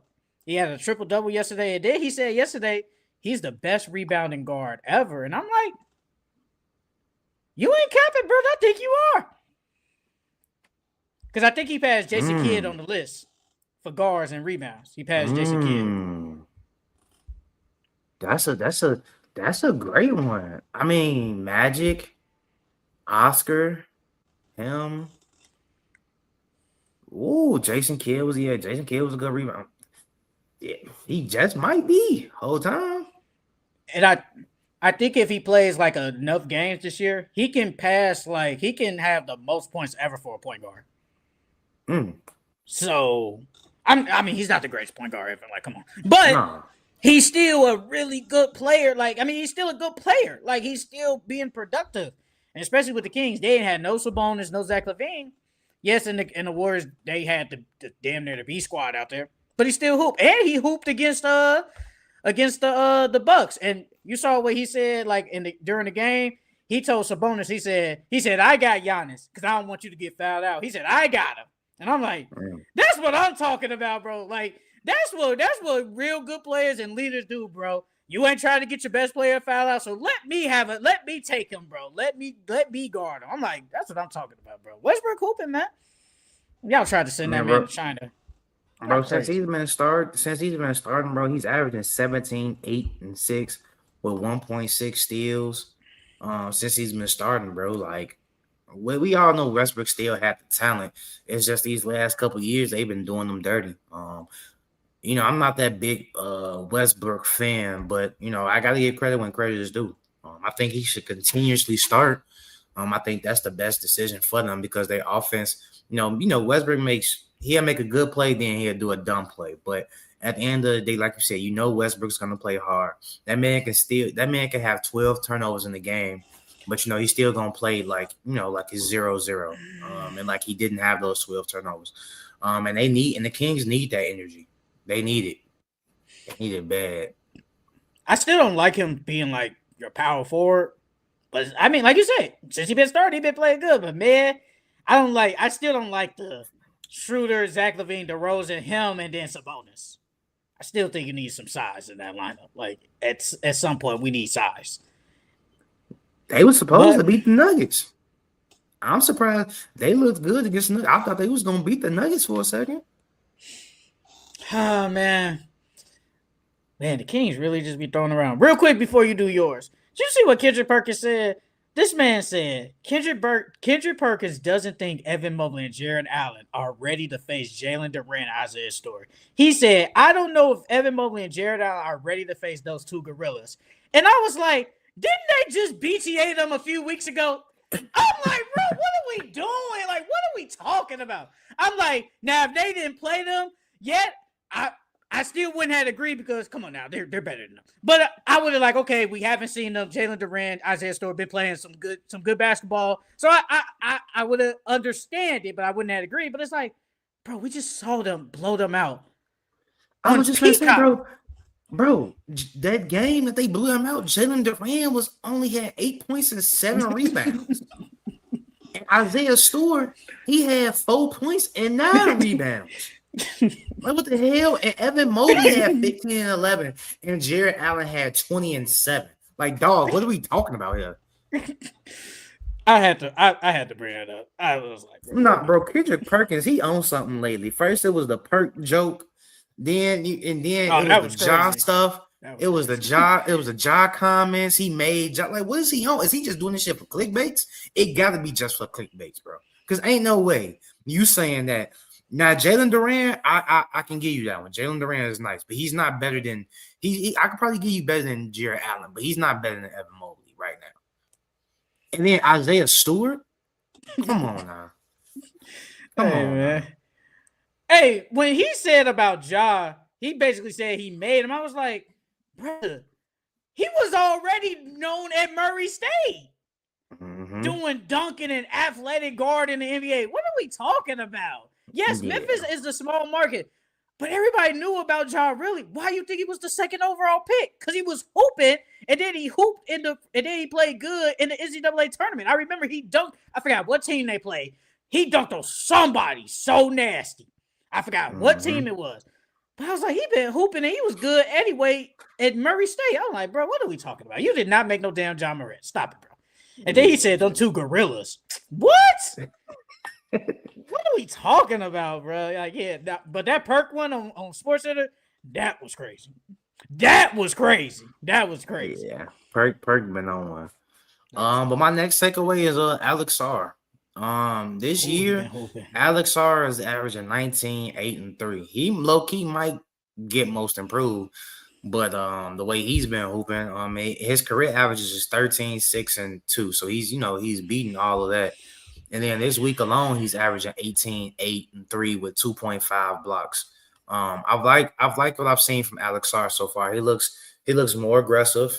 His moves look more polished. He's hitting more efficiently now. He just had a 30-point game.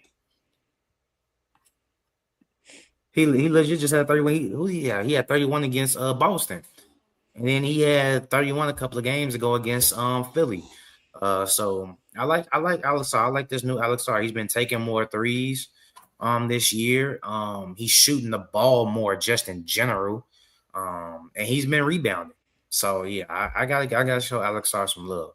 He been hooping. He looked like clearly the best player on the team. Like he looked like he has taken the leap. Like, I mean, he was decent last year. This year, he looked good. He looked really good. I think because against the Celtics, and it's like the Celtics front court is bad, so it's like he was supposed to dominate yesterday. Yeah, they still lost. Like, it still got blown out. But it was like, bro, he dominated. And like, this is what you're supposed to do, bro. Like, you're one of the, maybe not one of the best, but like, you're a really good shot blocker. And now you get the three-pointer better, you're going to be really good. Hey, bro, man, he's shooting 45 from 3?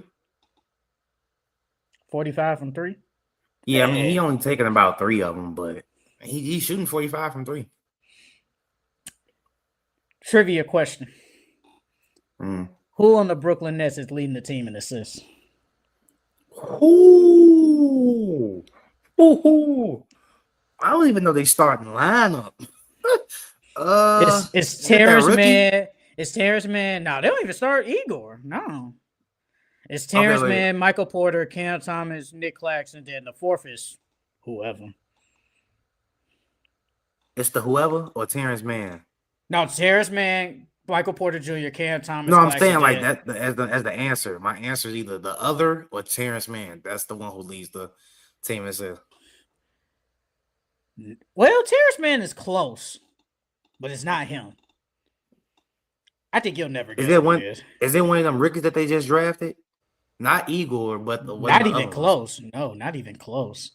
You'll never guess who it is. Don't tell me it's Claxton, bro. Do not tell me it's Claxton, bro. Claxton is leading the team in assists, bro. 3.8. Oh my God. Boy, they are terrible. That is terrible. Bro, Claxton, I don't even see Claxton pass the ball. So how is he almost averaging four assists? Well, it was Michael Porter. He was averaging 3 point something. It was him. Who? Michael Porter. Michael Porter? Yeah, Michael Porter. It was him. He's averaging 3. Literally exactly 3. He's averaging 3. Cam Thomas is averaging 2.6. He talked all that shit about. He talked all that shit. I can play make. I just don't have nobody to pass the ball to. Now you got Michael Porter, and you still only averaging 2 assists. I saw somebody on Twitter, and you probably, I mean, you know the draft way more. They saying they drafted all these playmakers, and not one of them lead the team in assists. That's Yes, bro. bad, man. That's bad. That's That's bad, bad. bro. No one on the team is averaging more than 4 assists. Nobody. That's sad. That's sad, bro. Michael Porter is leading the team in points with 22.4, with rebounds 8.4, but Claxton is leading the team in assists with 3.8. Don't worry. When AJ get that, it's gonna be him. When AJ get that, it's gonna be him. Nah, bro. I had to bring that up, bro, because this is bad. And like, I'm thinking like Igor is gonna be at least get some minutes. He don't even play like that. They did get a win Which is yesterday, though. surprising. I get it great. They beat the Pacers. Pacers suck. I ain't gonna lie. The Pacers are injured. The Nets just suck. Like, they're not even hurt. They just suck. But the Pacers are injured. Like, the Pacers just got hella injury. Matherin out. Freaking Andrew Nembhard out. Bro, they just said Furphy is out for who knows how long. Obi Toppin is out for 3 months. I thought he was gonna get some more tick. Furphy, Murphy, or whatever his name is. I thought he was gonna get some more tick, bro. Because when he was playing this, not something like preseason, he was playing good in preseason. So I thought he was gonna get some more tick, but he got hurt. Jarris Walker's been good for y'all. Jarris Walker been decent. I mean, man, let's be honest. Let's throw this season away, bro. Like, the Pacers is cool. They throwing this season away. Luckily, they traded. I told you that from the get-go. Before all these injuries even happened. I told y'all just throw the season away. Wait a minute. You said they wouldn't make the playoffs. Yeah, I remember you said not. that. They're not making the playoffs. But you said they wasn't gonna make the playoffs. You did not think they would be 1-7. You did. Nah, I'm not gonna lie. I didn't think they would be 1-7. I'm not gonna lie. And that they would have hella injuries. Nah, I did not expect that at all. I didn't expect that. But their injury's so bad, bro. They're playing free. Bro, they have to play Mac McClung, Jeremiah Robinson Earl. They just signed Cody Barton off the street. Like, bro, they playing all these weeklies, bro. Their starting five is Ben Shepherd, not a point. Aaron Eastman, not a point. Bro, Jarris Walker is second in assists with 6. He had 6 yesterday. Pascal Siakam had 10. Bro, Pascal Siakam, I know he's just like, man, I'm just out here balling. He gonna be an all-star, though. Bro, when they signed Mac McClung, I said, "Oh, they're desperate." I said, y'all desperate. That's his first NBA contract too. That's first NBA contract. He said, "Late here, but the Kings' purgatory lineup has been decent. Schroeder, Levine, and Sabonis have chemistry, and Westbrook somehow has been good. Yeah, he has. And then what else he say? He say, homie told me Drewski plays in the net."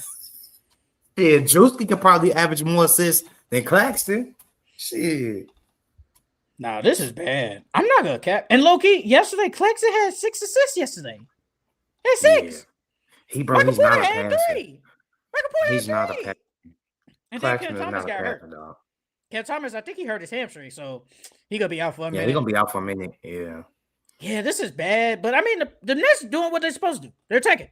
Like, this is what you're supposed to do. I don't think the Pacers expected to tank, but it's like, we're 1-7. We might as well just tank. We got our own pick this year. We damn near, hey, you could potentially put Peterson, Cam Boozer with Tyrese, AJ. Oh, I don't know if y'all Cam Boozer. He's not really a defensive player, so like I don't know if y'all gonna really want him. Y'all gonna need a defensive big. That's what y'all gonna need. A live threat big. They're not doing that. They're gonna pick the best available. If they get number 1, they get AJ. For sure. So you pair AJ with Tyrese and Pascal Siakam. Ben gotta go then. Yeah, Ben gotta go. And they might not resign Ben. I'm not gonna cap. I mean, Ben can go somewhere and hoop though. Other takeaway I got about like 2 more. The Bucks versus the Warriors. The Bucks beat the Warriors with no Giannis. And the Warriors were fully healthy. Bro, that was an entire team effort. I think they had 5 or 6 people in double digits, or if not more than that. But Cole Anthony, Ryan Rollins, Miles Turner, Gary Trent, all those Kyle Kuzma, all those guys, it was a good team win for them. And when you, like you said with football, when you let a weak team stay in the game, They're gonna find a way to win. And the Warriors kept them in the game the entire game, and they found a way to win. You let Ryan Rollins get hot, and then you let Cole Anthony get hot before he fouled out, and it gave them confidence. And when you go into the fourth quarter with confidence, you feel like you can beat anybody. So, I was very surprised by the Bucks winning that game, and I'm Doc looking like a good coach so far. What I did ain't gonna lie. somebody? I still think Giannis is gone after this year. But if they do well and they make the playoffs and have some type of success in the playoffs, I can see Giannis staying. What somebody said? They said give Doc Rivers 1 star and a bunch of decent role players he could coach. But if he has like this stars, obviously he had the Celtics, but give him this star-studded, give him star-studded, can't coach. Yeah, he was coaching his ass off, bro. He was coaching his ass off. Ryan Rollins with 32-8. The Wizards gave up on him too. You know what's crazy? I was gonna pick that man up in fantasy, but I'm like, he ain't gonna do this all season. I thought KPJ was coming back. Then that man tore his damn meniscus. Wait, he tore his meniscus? Wait, KPJ tore his meniscus? He tore part of his meniscus. Nah, that was the first injury, and then he partially tore his meniscus. With the surgery. So in that ankle injury, I guess. So when he got hurt that first game, he hurt the ankle, but then also tore part of it. When he was ramping it back up, he tore part of his meniscus. Oh, I didn't know that. Oh wow. Yeah, bro. I thought this whole time he just had like a high ankle sprain. Wow. Nah. So I think they say he out for the next 4 to 8 weeks. So he might not come back to the new year. Yeah, he ain't coming back to the new year. He probably come off the bench though, unless you do. Now, nah, he's coming off the bench. The way Ryan Rollins has been hooping, he's coming off the bench now. So you get Bobby. He definitely on the bench. You got Bobby, Kyle, and Cole Anthony off your bench. Mm-hmm. Okay, KPJ. Mm-hmm. That ain't a bad bench. That's not a bad bench. That starting lineup still boo-boo, but that ain't a bad bench. I ain't rocking with Miles Turner, man. He still look like same old. And they booed him too. He was a good bro. I don't know why they booed him. I'm trying to figure out how did you not kill against them? Everybody's hurt. They have no big. You should have dominated. And then they were booing you. And you still didn't dominate? Like, come on, dog. Who was that told Miles Turner, you play with Legos? You remember that? Wasn't that Gil? Nah, it was somebody on the court that said it to him. Oh, somebody on the court said it. Yeah, I forgot who they was playing. They was like, boy, you're not even like that for real. You play with Legos. Oh, I do remember somebody said. It was in the playoffs. I forgot who it was, though. But this is why. Miles Turner low-key soft, bro. He is low-key soft. Yeah, he played 32 minutes and had 9 and 7. With 5 against blocks, a team that did you like that, bro. Any player with his type of talent, they would have dominated that game, bro. And then, Loki, it took a Giannis fadeaway jump shot game winner. Hey, that jump shot was nasty, though. It looked good. That jump shot was nasty. Hey, he's starting to hit a lot of jump shots, Loki. Yeah, it's gonna get scary for the league in the next couple of years. If he keep developing that jump shot, it's gonna get scary. Especially, only person that could probably guard him on the post is Wemby, but Wemby not quick enough. Yeah, I would talk about Wemby too. The last couple of games, he's been kind of bad because that game against the Heat, he dominated, he killed. Mm-hmm. And you know what's crazy? That game against the Heat, hey, Bam had his way, low-key. He was getting to the rack. I'm like, damn, Wemby, like, what we doing? Too bad he hurt now. Yeah, Andrew Wiggins, he was getting to the rack against him, but Wemby, that game against the Suns, I don't know what happened. Like, you can't give me 9. No. Then he really didn't. Like you said, he was in foul trouble against the Lakers, but I feel like they are missing De'Aaron Fox. And now Dylan Harper's out for a couple of weeks with the calf injury. That's a big blow. That was a big blow because he was playing really well. Oh, yeah. Dylan Harper was looking really good. Simone just said it was Isaiah Stewart who told him that. Hey, Isaiah Stewart is a menace. Like, yeah, Miles Turner need to get his act together. But Miles Turner always plays like this. This ain't nothing new. He never go rebound. I don't know.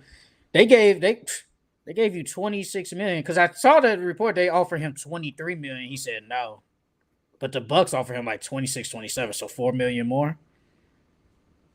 I'm like, okay. But yeah, with the Spurs, with no Dylan Harper, because like you said, because that game he had 12 points start off, so he was cooking. He gets Mm-hmm. hurt, and you're gonna miss him.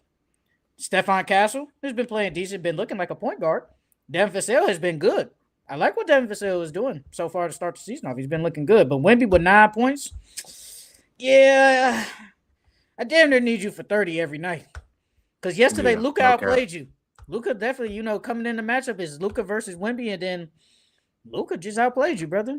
You got to dominate. You're supposed to damn near kill DeAndre Ayton. I ain't going to cap.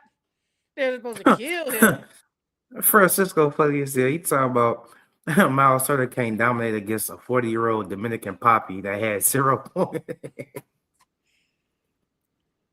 Bro. Miles Turner was like when we was in fantasy, it was like him and like Brooke Lopez and like Marc Gasol, people that came rebound. Offense was decent, but you can't rebound, man. Even But though yeah, he's man. been playing bad, I like him with that. I like him paired with Giannis though. I still think they need something else. Like that team, if you look at that team and if that team consistently plays how they've been playing, it's not a bad team. They just need something else to go with Giannis. They need something else. Like if Dame would have never left, if it was Dame, all of them with Miles Turner, that would be a really good team. But That's the top three they ain't team got in no the money. East. That's They little ain't got low no key money a for top three nobody team. like Dame. Yeah, I know. But like you said, if Dame, like you had this team, but then you just dropped Dame right back in there with Miles Turner, that's the top three team in the East. Literally, that is clearly top three in the East. Like all that stuff I said about them, I would say, yep, that's a top three team. But I think you said you had one more takeaway. Yeah, I had one more takeaway. The Blazers versus the Nuggets.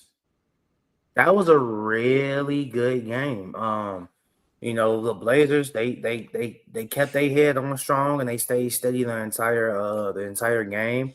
And the Nuggets they lost that game because they had too many turnovers. I think they had like 16 or something like that.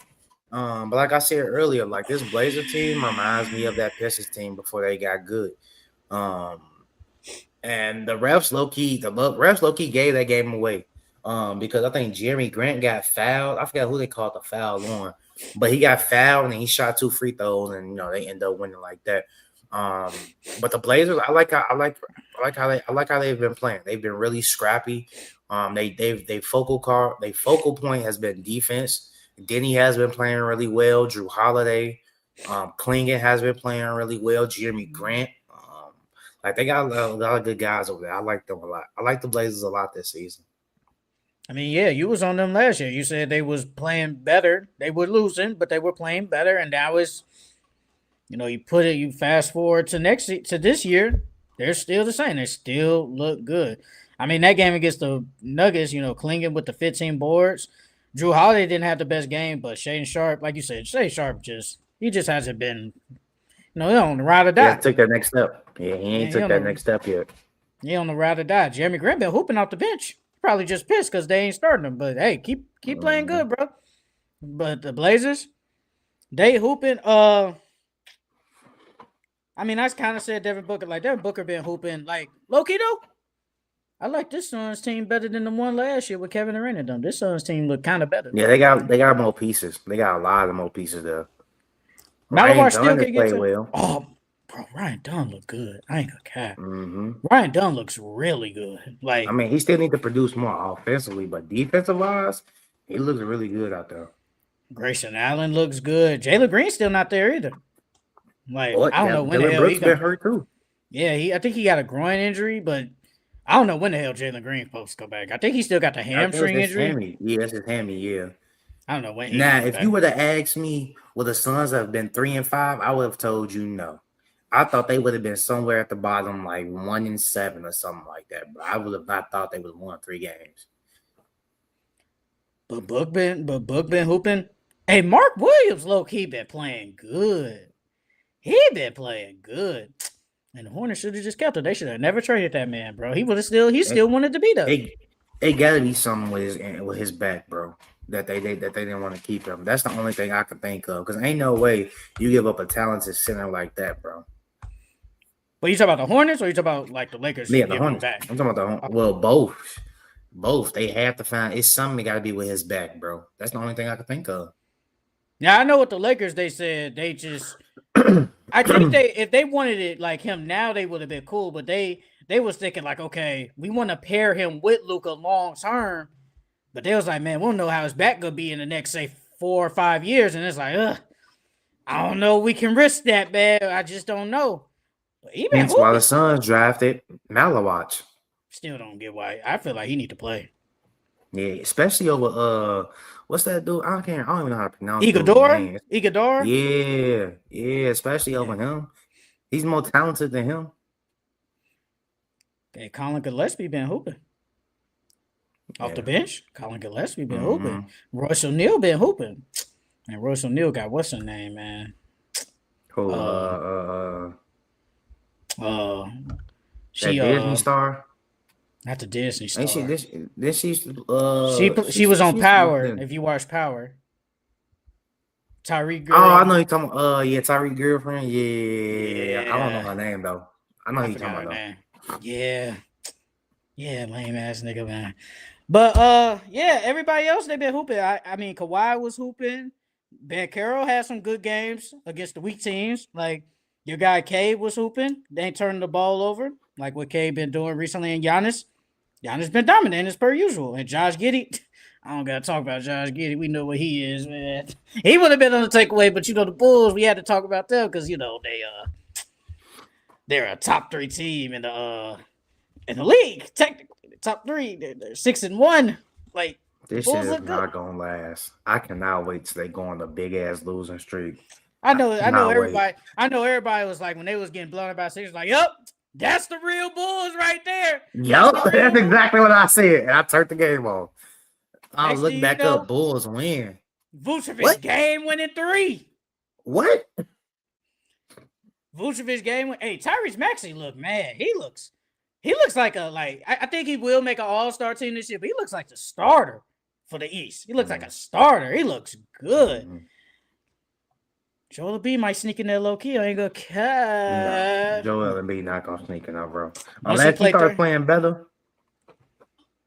He low key. I mean, last game he didn't offensively. He didn't play that good, but the last couple of games, the last like 3-4 games, he's actually been giving you 20 points per game. He's still not rebounding like that. His defense ain't been like that, but he's still doing decent enough. But it's really basically been Tyrese and VJ. And then whenever the hell Paul George come back and Jared McCain came back, so.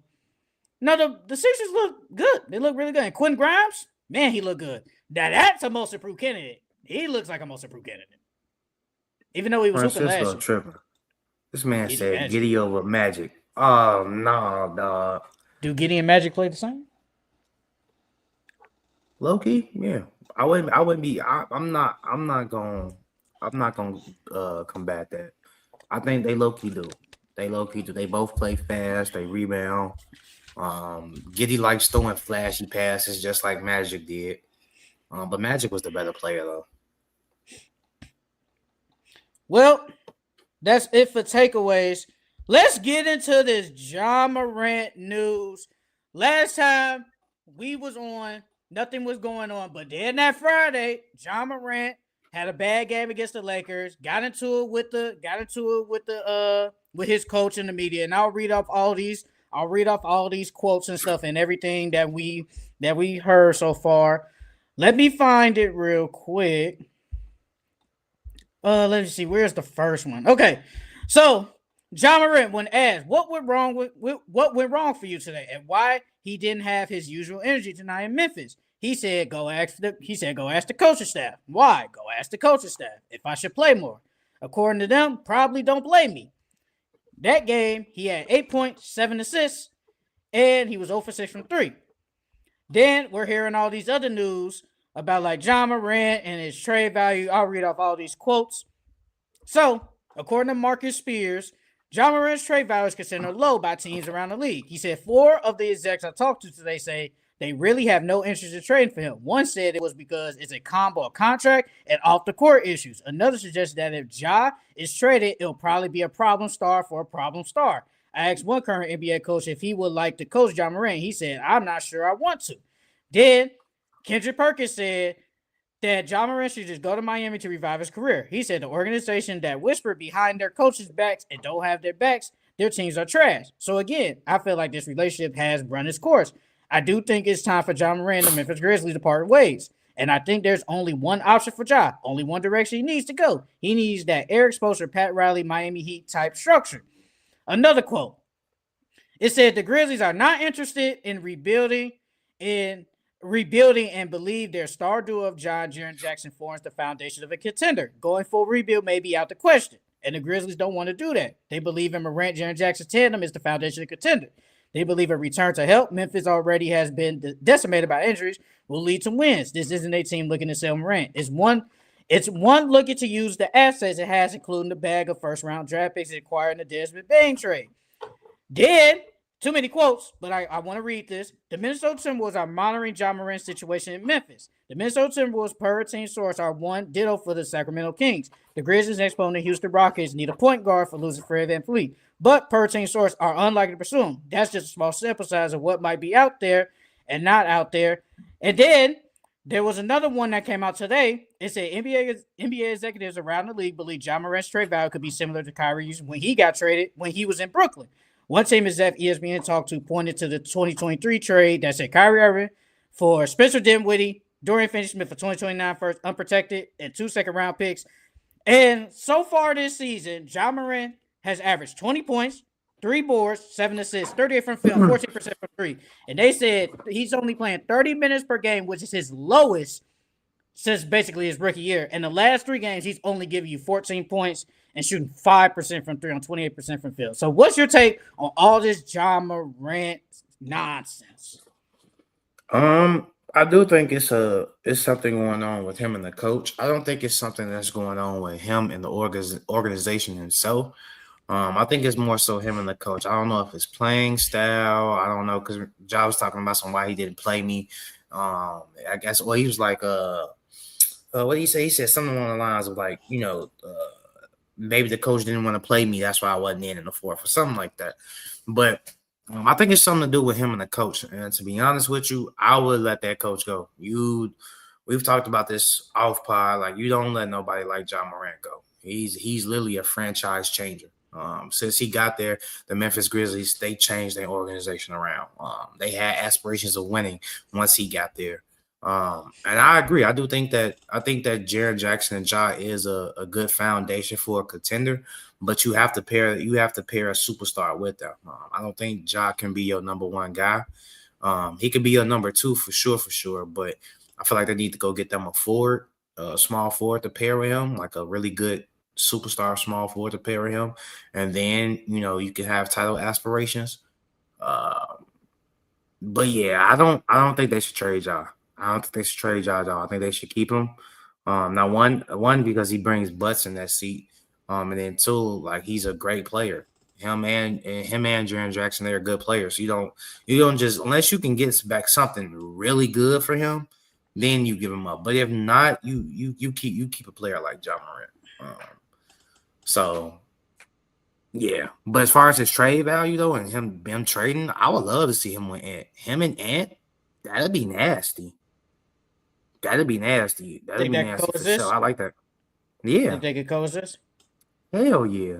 One, because Ja Morant is like a I wouldn't say he's the traditional point guard, but he's on the more so side of a pass first point guard. So if he knows he has Ant with him, Ant's a better player.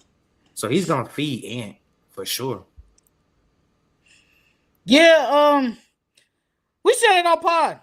Got into a shouting match. But that's how it works. When we're passionate about something, we get in shouting matches. And we keep the same energy. Charles has kept the same energy literally 48 hours ago. And I'm going to keep the same energy. I don't think Ja Morant can be your best player on the championship team. And I do think they just need to get rid of him. And I will say, I agree with you that I don't think it's the organization. I think he loves the organization. But I do think he just don't like the coach and him changing everything. Because I think you said it even a couple of days ago when we was talking. They have changed his play style. He used to have the ball more and more pick and rolls. Now they just doing like other stuff, like everybody touches the ball, cutting. It's like this spread type offense, and it's like that's not his game. He's not like this alt ball player. He's a ball dominant player. And I said it. I don't think you said it, but I if I remember, you was like, hey, just get rid of the coach. And I was like, you can't get rid of a coach. That'd be your third coach in 3 years. And it's like, how that look on the organization? Now, would I get rid of him? Would I get rid of him in the middle of the year? No, unless y'all go down super, super bad. Like, y'all got to be like, let's just hypothetically say like 20 and 60 games. Let's just say they like 20 and like 45 or something. Mm-hmm. Okay, that's different. But I wouldn't get rid of him, at least in the middle of the season, because now it's just like, yeah, we made the wrong decision. Keeping him on the bench. I mean, bringing up, because he was assistant last year for the Grizzlies, bringing him up, and that don't look good. But I'm like, bro, if he doesn't want, bro, he looks disinterested. He does. I think he's just over it. Like, he's over it, bro. He wants to go somewhere where he can be the guy. He wants to be Shea, not play like Shea, but he want to be Shea. He wants to be that guy. Ja Morant, a couple of years ago, him and Zion, whatever, they were in talks of being faces of the league. Them guys is nowhere near being faces of the league no more. So he needs to go somewhere else. I would trade him, get something back from him, because every day that trade value goes down. And then the thing is, I don't think he'll do nothing like crazy, but if he do something else crazy, then nobody really don't want you, brother. I don't think he'll do nothing crazy, but if he does, trade value goes down. And then you playing bad. 20 points? You better than that. Francisco just said it. He's regressed. His three-point shooting has not gotten good since he's been in the league. I don't know what it is with that, but he has to be a better shooter. Like, he could get downhill with the best of athletic, probably most athletic point guard in the NBA. I mean, in the most athletic point guard in the NBA. But he has kind of regressed to an extent. He hasn't gotten better.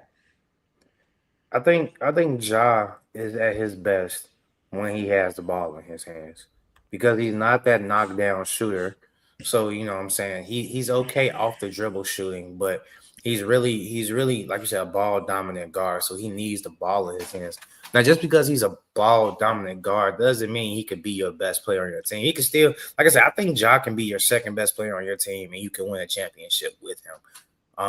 If he has the ball in his hands, because he's a good decision maker. He's not a bad point guard at all. I think, like you said, the coaching style is what's really like messing with him, because we've seen when the Grizzlies had success, what was it? It was with the ball in Ja's hands.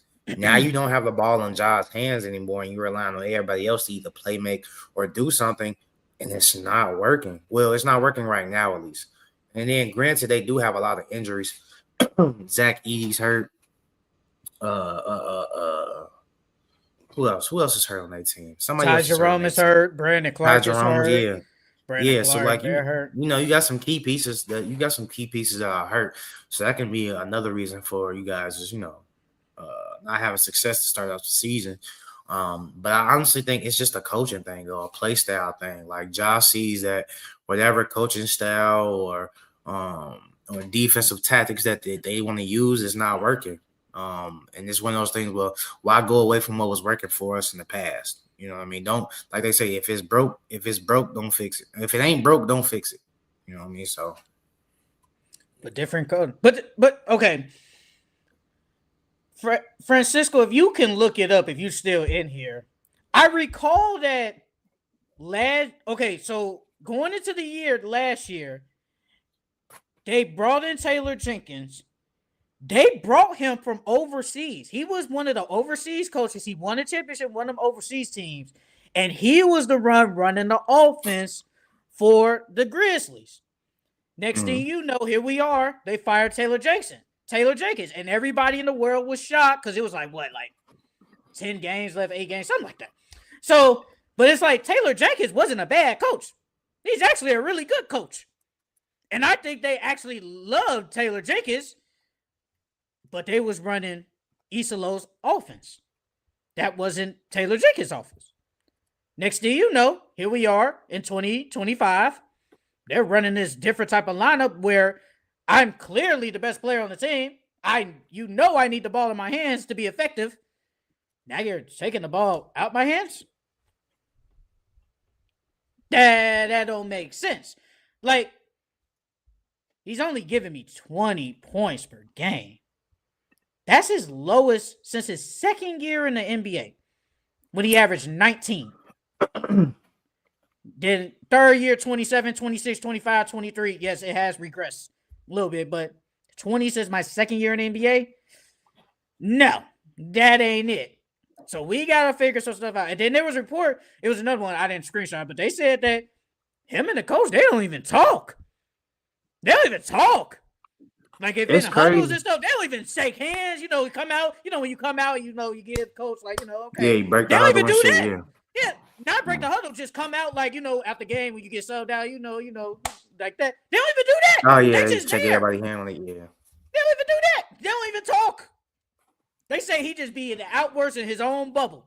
And then just go in the game and just hoop it. Then he said, and they asked him about, like, you know, you got your joy for basketball. He said, we'll see. No.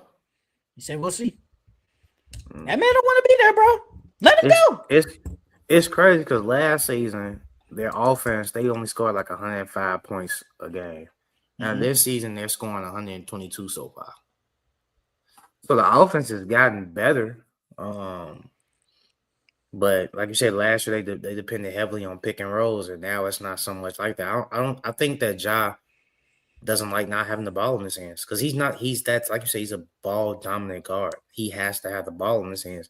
And so if your best player isn't involved in the game, then what are we doing? Yeah, that's coach. So you think never mind. You said you don't think they should trade him. You don't think so, No, but I don't think they should. I think they should retool, but I don't think they should trade him. like I said 2 days ago, when have Memphis shown you they can just make these great trades to retool around people? I haven't seen it recently, at least. They just don't do that. I haven't seen it. I felt like you should have retooled around Ja once you saw that Ja was able to take you to the semifinals. Yes, you lost to the Warriors. The Warriors were, you know, that they won a championship that year. You know, they were still a really good team. Ja missed the game. I think he missed game 5. He got hurt. Once you saw that year, it's like, okay, we got to put the necessary pieces around. Yes, we do got Jaren Jackson, Desmond Bane. At that time, though, Desmond Bane was like a good player, but you didn't know like what he could. Jaren Jackson was still a good player, but you didn't know. At that time, it's like we got a superstar, star type player. We got to put maybe another star type player. They didn't do it. They just stayed the same. I felt like they just stayed the course. And look where we are now. Now they look terrible. They look like a free W coupon. No, for sure. They for sure do. They look bad. And I'm going to say it again. Do I think Ja Morant could be the best player on the championship team? Hell no. I don't believe that at all. I think he could. I do believe. I agree with Charles. I think he could be your number 2. But I think he cannot be my best player. And they'll never win a championship as the best player. Like, if you throw him on, say, like I said, with like the Lakers or something, like put Luka and Ja, I'm cool with that. But if it's like, say, Ja, an older Braun, and like, nah. No. They not winning shit. But Ja gotta play better. He is playing bad though. Like, it's just facts. He's playing bad. Shooting 14% from 3? That's terrible. Yeah, that's terrible. What we doing? That's terrible. Let him go, bro. So you think the Kings should go after him? I don't know why the Kings. I don't know why they put their name in there. They just be wanting anybody, bro. I mean, if you can keep Sabonis and Zach, then I'll say go for it. Because him, Sabonis, and Zach, I like that team. I ain't gonna lie. If I'm the Grizzlies, you got to give me like Keegan Murray. That's cool. Give me Keegan Murray. Damn, I don't think they asking for Sabonis. Give me Keegan Murray. Damn, they might have to throw Zach in there low key. Not gonna cap. I give DeMar. Why the hell would I want him? I don't think. Well, why? It ain't about what you want. It's about what we giving you. Shit. No, I don't think Ja and DeMar can coexist. I don't think they can coexist. Why? Okay, you guys want Ja. Okay, but I don't want DeMar DeRozan. I'm trying to rebuild. Like if we're trying to drive, we're clearly saying we're trying to rebuild. So I need pieces to rebuild. Zach LaVine is what 30. Zach LaVine what like 31 or something? 32. Yeah, I like don't think he's 32. 32. Damn, is he 32 for real? Damn, he didn't leave for a minute. But I need pieces. Hey, give me Keegan, give me Zach, give me Nah, he's Devin 30. Carter. He's Okay, 30. he's still young. Still young. Okay, give me Keegan. I give you for Ja, give me Keegan, Zach LaVine. I throw in Devin Carter in there. Now you got your point guard right there. No, I ain't doing that. DeMar DeRozan and Ja Sabonis, that's not no. That could still probably be a playoff team, but I don't even think that's I like Zach team. better. I don't even think that's a playoff team. I think they in the same spot they are. Mid is not even mid, just what Francisco say, purgatory. Just in there. Now with the Timberwolves, you say you liked it with the Timberwolves. Low-key though, you damn near might have to fake give up Randall. And I don't know if I'm giving up Randall. Randall been hooping. I would do that. But because if you put Randall, Ja, and Ant together, that's clogging up the lane a lot. Because Ant likes to attack, Ja likes to attack. Julius Randle isn't that great of a 3-point shooter. He likes to operate in the mid-post area. So it's like it's gonna be a lot of clogging there. Then on top of that, I don't even know if the Grizzlies will even want him. Because you already got Jaren Jackson, unless you slide Jaren Jackson at the 5. You could do that. But then you got Edie. You could put Edie on the bench. I mean, we do gotta make contracts work. Because if I'm the Timberwolves, I'm not giving you Jaden McDaniels. It's not happening. I'm not giving you Jaden McDaniels. Not giving you. Yeah, Jaden got to stay. He so gotta stay. you either got to take probably Randall, but I think about hesitating on Randall. Randall been playing good.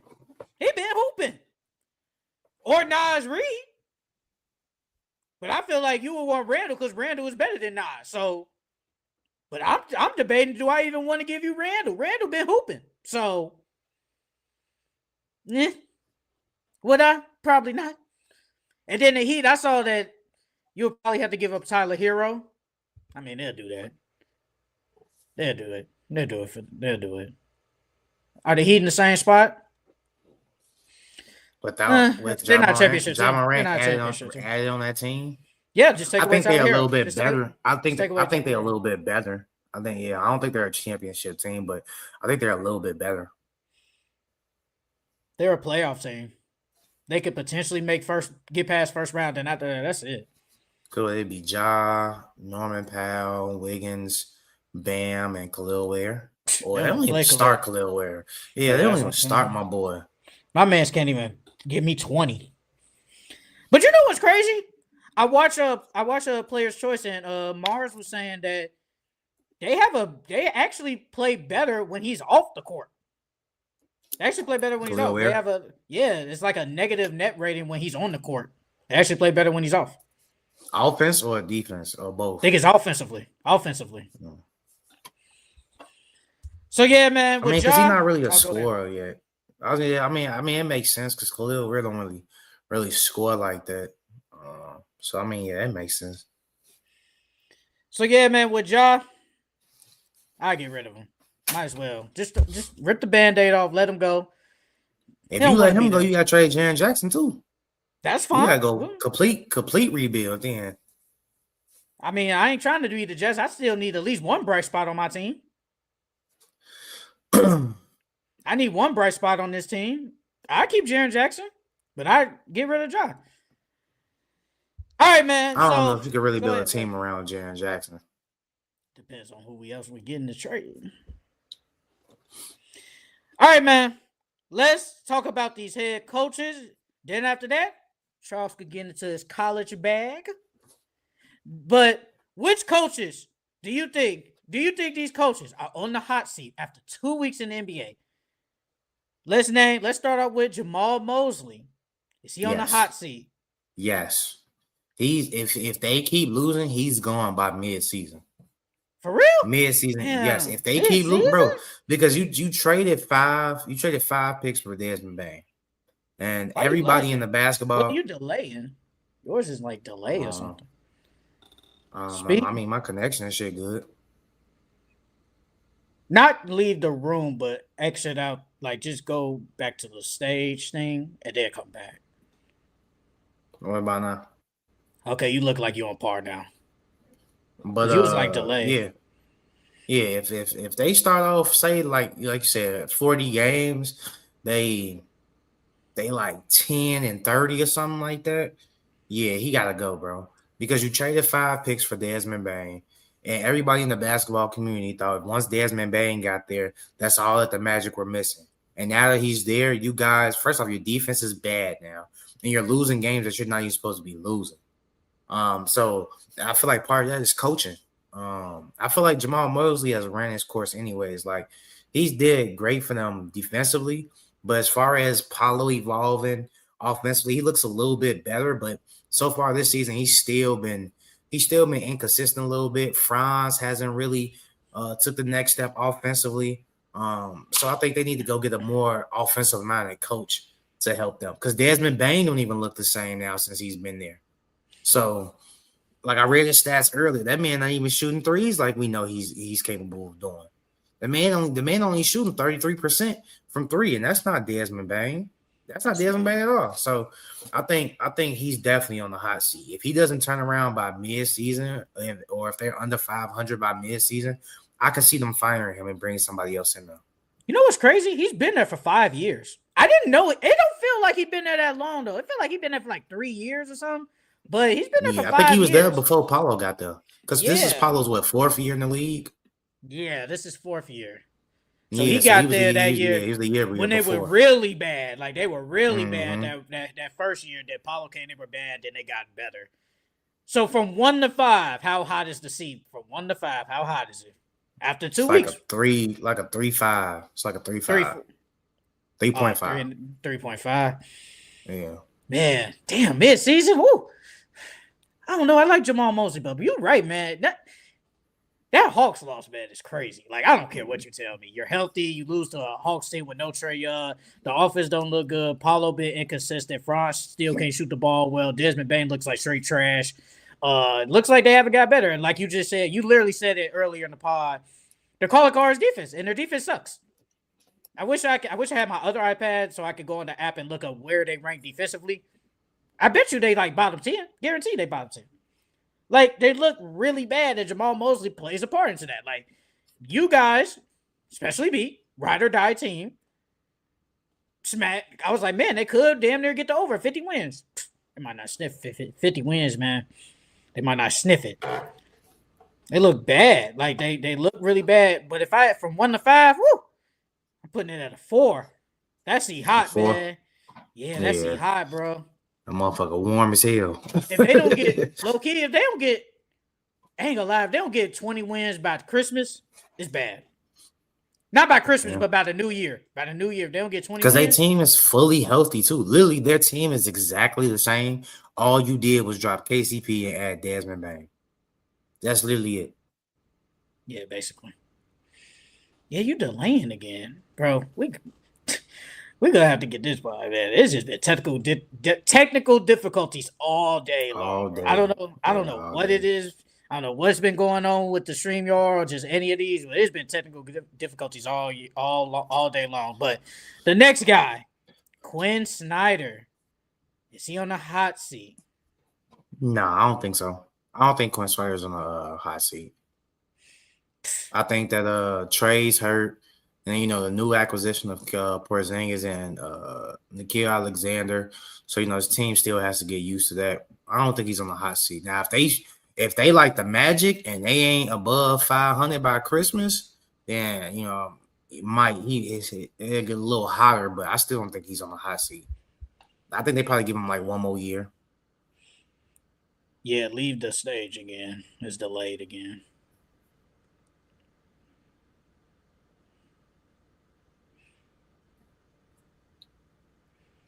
Yeah, this shit's tweaking. But Quinn Snyder, I ain't gonna lie. I give it like a 3. I think he is. Because they came in the same team, the same with the Magic. Expectations out the world. Trae Young, I know he hurt. But Zachary, been okay. Jalen Johnson, his defense sucks. Oh my God. I don't know what happened. His defense sucks. But he's been having to do everything. He's basically their best passer on the team. The Porzingis acquisition hasn't been what what we thought it was. We thought, man, I know you talked about it a lot. Even in the summer, you was like, man, this team depends on Porzingis. Like, like he's the second best player. He got to play good. Man, he looking kind of below mid. Like, I ain't gonna cap. Like, he looking kind of weak. A Kongu, your guy, been praising, man. You been wanting that man to start. He didn't look like their second best player. Yeah, for sure. So this ain't looking too good for Quinn Snyder. I think if they don't, I don't think they'll fire mid-season, but I think if they end up playing again, man, and lose, Quinn Snyder out. Quinn Snyder out, bro. And I think Quinn Snyder's a decent coach too, because he was a good coach on them Jazz teams. But with Quinn Snyder, I'm gonna give it a 4. Next guy, Thomas Isolo for the Grizzlies. Is he on the hot seat? Well, me personally, I say yes, because you have a disgruntled superstar, and you can't give him up. So I say yeah. I'm not gonna lie, because he's only a call up anyway. So it's like if you fire him, okay, yeah, it's a new coach that you just fired, but it ain't like it's a new coach that you brung in already and fired. This is a coach you've already had. So if out of 5, I'll probably say it's like a 2, like a 2.5. I was gonna say a 2. I don't think he's really on the hot seat like we think we are, because I feel like if Ja is gone, they gonna let him run the offense. There's no disgruntled scar. We don't gotta be like, oh, okay, we gotta do this for Ja. We gotta do this. So like, you let him do him. I don't think he's on the hot seat now. So let's just hypothetically say this would say year 3 and Ja was doing all this. Then it's like you guys haven't won anything. Okay, I would say you're on the hot seat. And then you are the new coach. You're technically a rookie coach, even though you took over last year for Taylor Jenkins. You're technically a rookie coach. So I would say no. I don't think he's really on the hot seat. Now, unless they go down super bad, then yeah, but I don't think so. I don't think he's on the hot seat. We got 3 more coaches. Doug Christie on the Kings. Is he on the hot seat? No, I don't think Doug Christie's on the hot seat. Out of 5, I give it a 0. A 0. You think he did? I don't think he. Yeah, I think they trust him. He gonna be that. He gonna be that to his contract's over with. I don't know about contract over with, but man, I think he could be there. And you know how they be doing the black coaches, man. They be doing us dirty. So yeah, they be doing us bogus. I feel like if they're bad this year, which they probably will, and then they say they're bad next year. I mean, Mike Brown was only there for what? 2.5 years? 2 years? Yeah, like 2 years, yeah. Man, if they bad again next year, I could see I could see Doug Christie getting the boot. I ain't gonna lie. I would say like a 1. I think he's good for now. But if they play like super, super bad, I wouldn't be shocked if they fire him, but I still think they'll keep him. Let him. And plus the Kings organization, they just be doing anything anyway. So they just got a bunch of misfits on the team. So, whatever. But I give it like a 1. Your guy, Willie Green, is he on the hot 5. seat? Oh, wow. 5. That man is definitely on a hot seat, dog. I've been preaching for Willie Green to be gone for what, like the last 2 years? Yes. And then they starting off 2-6. Like, and that, don't get me wrong.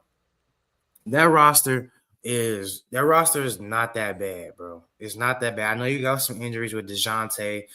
Zion still in and out the lineup to start the season. But you still got some quality pieces over there, dog. Like you guys, the Thunder loss, I'm not mad at. But that Clippers game, you should have won that game. Then you get blown out by the Nuggets. You didn't even put up a fight against the Nuggets. You didn't even put up a fight against the Celtics. And the Celtics, I feel like if we go like band for band as far as rosters, I would take the Pelicans roster over the Celtics roster right now. And you got belted ass by the Celtics, got 30-piece by them. You could have beaten the Spurs, but you didn't. And then you lost against the Grizzlies. Like, there's some bad losses in there. And there's some games in there that they should have won that they didn't.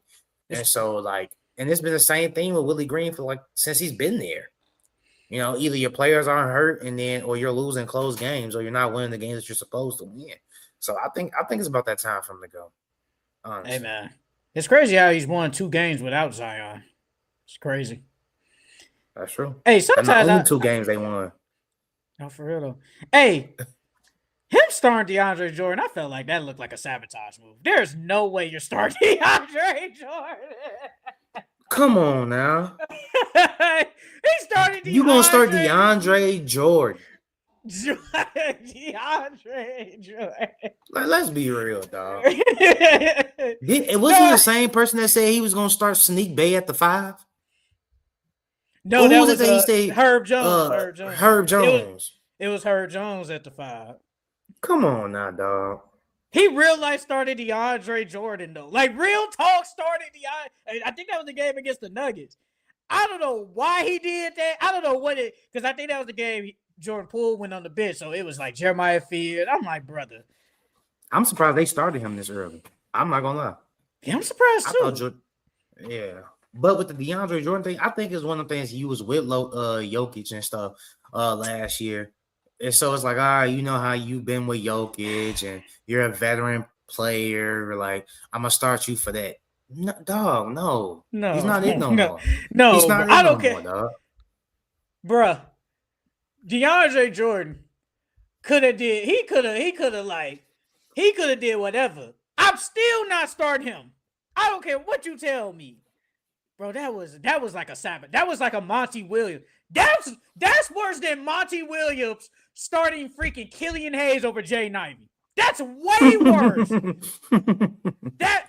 Monty Williams was definitely sabotaged. He was sabotaging for real. He started Killian Hayes over Jay Ivey. But you're starting DeAndre Jordan is 80 years old. DeAndre, at least I can say with Killian Hayes, he was a decent defender. So he's a better defender than Jay Ivey, so we want him next game. I can at least agree with that, even though that was still bad.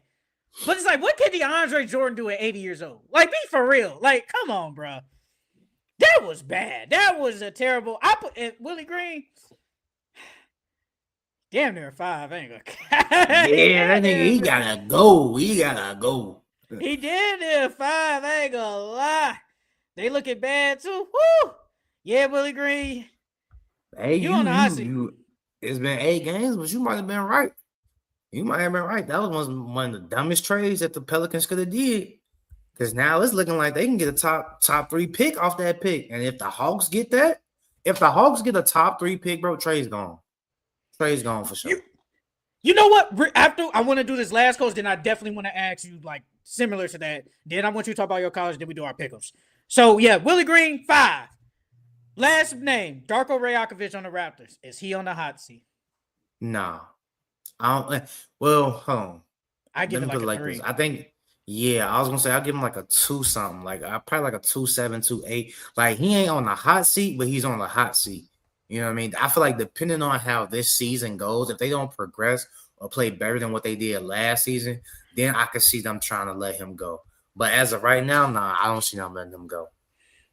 I would say a 3. Because you got an expensive roster, you're expected to at least make some noise in the East. If they don't make the playoffs, I think he gets let go. Not gonna cap. He gone. I think he's gone because this team is not that bad. I swear it's not the worst team in the league. So no, it's not. With Brandon Ingram, RJ been hooping, and Scotty playing really good, I think you're at least supposed to at least make a play-in, potentially win the play-in, make the 7, 8 seed. But if y'all do that, I think Darko Rajakovic might get the boot. So I give it a 3. But Nato, hey, I was thinking this too. If hypothetically they get a top 3 pick and they get like, your guys, Cam Boozer, Darren Peterson, or AJ, I would let Trae Young go because if I get any of those 3, my core, wait, who?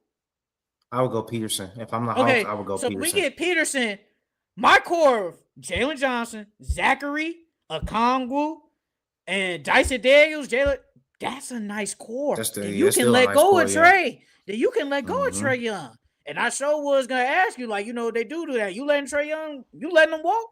Because, they didn't sign him anyway, so they already.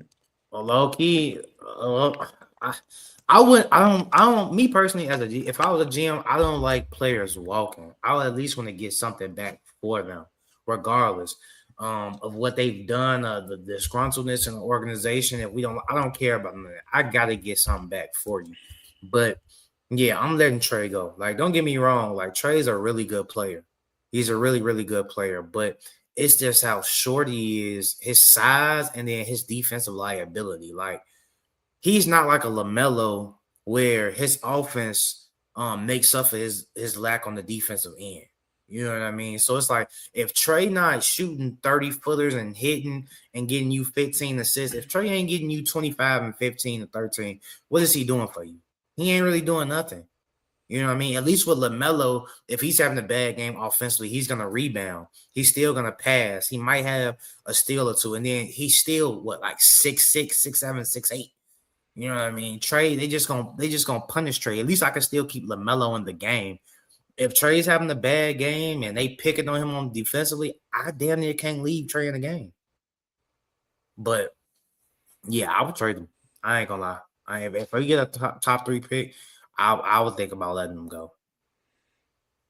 Hey, did I say the Hawks doing something right? You get one of them, well, you already got a good core. Everybody's young on that team. Shit, might as well. Mm-hmm. Like, you already got a core. Zachary, Dyson Daniels, Jalen Johnson will be your best player.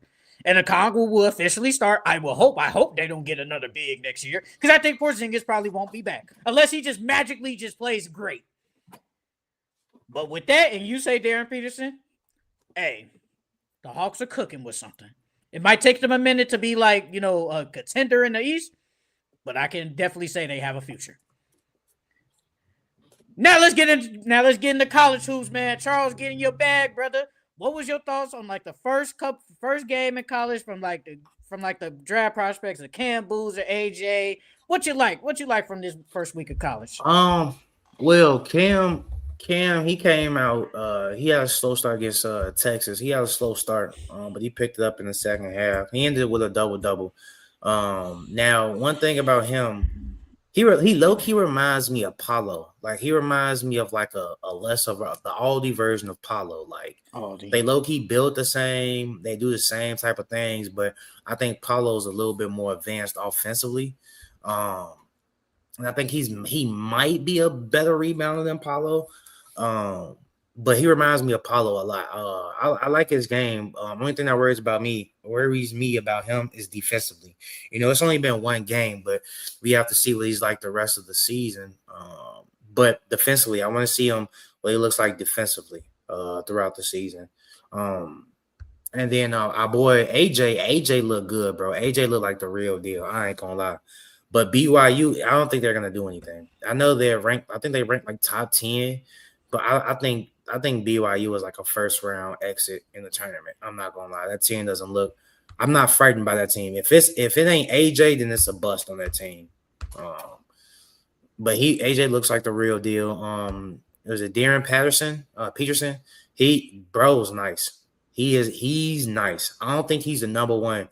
He's a number one draft pick, but he's definitely top 3 for sure. If not, he's depending on how Cam plays this season. He's my lock at number 2 though. He's definitely my lock at number 2. And then I don't know if you know about the guards from Arkansas, Malik Thomas and Darius Acuff. Malik, he played in OTE, overtime elite, and he was killing there. And then once he went to Arkansas, he's coming off the bench right now. But I think John Calipari should start him now. I'm not gonna lie, bro. He nice. He got a nice shot on him. He got a handle. He passes the ball. He does a little bit of everything. I like him, and he's not afraid to guard. And then the other guard on their team, Darius Acuff, he's good. He's a knockdown shooter. He can shoot the ball really well. They got 2 special guards over there. I think they'll go lottery if they both come out. If they keep continuing the success that they did like they did in game 1. What you think of Arkansas like this year? Think they go far in the tournament? They're a sleeper. I see. Well, as of right now, I see they selling as like the second round, maybe third round, maybe what was it? Because it goes 64, 32. Then Sweet 16, right? 16. I think they can make this a Sweet 16. I think they can make it to the Sweet 16. And BYU is ranked 8th. They're ranked 8th. One freshman that I think that's gonna be like a sleeper is the guy from Baylor. I cannot pronounce his name. I think his last name is Yesufu or something like that. I cannot pronounce bro name. I cannot. I think his first name is Tonde or something like that. I'll look it up. But On there. He played for Baylor, for right? real? Iguodala, yeah, he played for Baylor.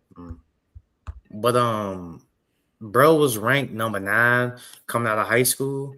But I like him a lot. He low key reminds me of Anthony Edwards without the handle though. Like he's athletic. He plays good on ball defense. He can shoot the ball a little bit. He does a little bit. He can dribble a little bit. Like I said, but he doesn't have the same type of handle that Ant has. But I think he low key for the same number as Ant too. So, but I like him a lot. He's gonna be a sleeper. I think he's a top 5 pick. As of right now, he's a top 5 pick. And then a guy from Arizona, is it Peto or something like that. I think his name is Pete, Koa Pete or something like that. He played with Arizona. He had 30. He had a 30 ball his first game against Villanova. That shocked me a lot. You don't really see freshmen coming out here dropping 30, especially their first game. But he's like a 6'8" forward. Now the only thing with him, I haven't seen him shoot the 3, so I don't know if he can shoot. He got a nice little fade and a turnaround, but as far as a 3 ball, I don't know if he really has a 3 ball like that. And then his handle, he's like an undersized forward in my eyes. I don't know if his game is really going to translate to the league, but a 30 ball starting off, you can't deny that at all. And then I haven't really seen what he's like defensively. Like he played okay defensive wise against Villanova, but I want to see what you like against these ranked teams. When you go again, he's obviously the key point, the focal point on offense. So what are you gonna do when you go against these ranked teams and they're keying in on you, or their best player is going at you? Can you stop their opposing best player? So yeah, I gotta see more of him as well. You said the guy from Baylor. You talking about his name is Obi Ajibin?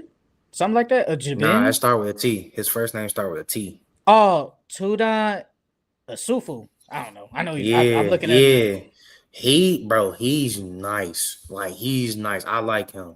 I like him a He a lot. freshman? I ain't gonna Freshman? lie. Yeah, he a freshman. I like him a lot. What about And then Texas Tech? That guy? I saw that. I forgot his name. He had like 30 and 10. Is it Anderson?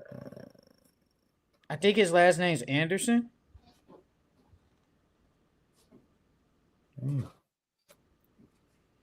Like he had a really good game the other day. I think he's supposed to most likely be a lottery team.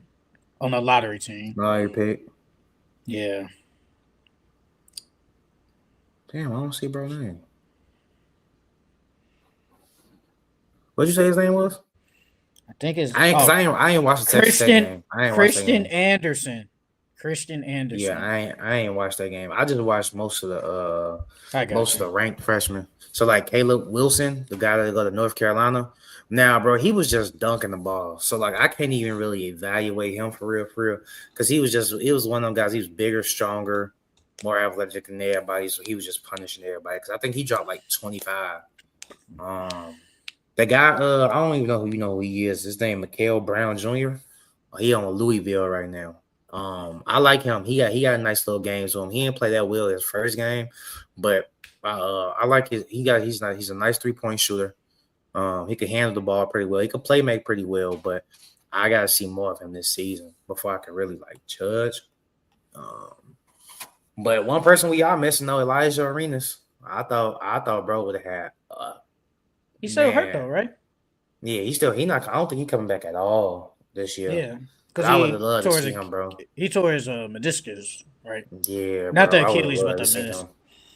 I would have loved to see him. He would have came out this year if he would have. Yeah. Oh, you think he would have been a top 5 pick? Oh, okay. Yes. Oh, I didn't know. Okay, because he would have been a guy on USC. Yeah, I didn't think it would have been between him and Cam for 3. Because I think AJ and Darren, those two locked at 1 and 2. Only way Cam could get to a top 2 pick is if he literally on like some 80 stuff. He wins a championship his freshman year and he's averaging 25 and 10. Like he got to put up some crazy numbers. But as of right now, those are top 3.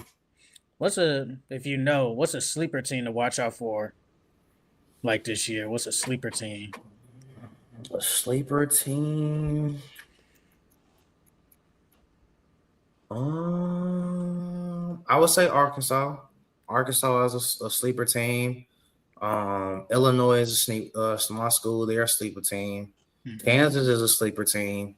They're ranked kind of low. Kansas? They are. They're ranked Yeah, lower they're than number you is. 19. Purdue is ranked number 1. You think they should be ranked number 1? No.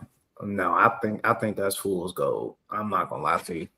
I think they're gonna drop throughout the year. Houston is a dark horse team too. They got a lot of size over there. They got a lot of size over there. They got a lot of big guys over there. So Florida lost their first game. Yeah, that surprised me. I think St. John's is ranked number 1. I think they were ranked number 1. No, they ranked number 5. This is the preseason. Purdue 1, Houston this is is 2, preseason. Florida 3, Okay. UConn is 4, and St. John is 5. Okay.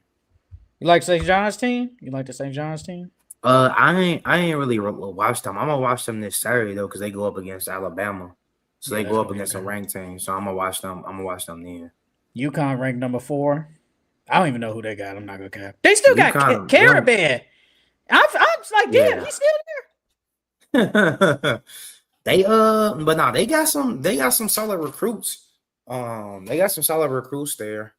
They got mostly vets on their team though. So yeah, that was the college report by Charles Jackson. Now we're gonna end it off, obviously, with our NBA Pickems. No, we're actually 2:30. Yeah, decent, whatever. But let's end it with our NBA Pickems. NBA Fridays game, Celtics and the Magic. Magic. Come on, y'all. Y'all gotta get y'all shit together. I got the Magic.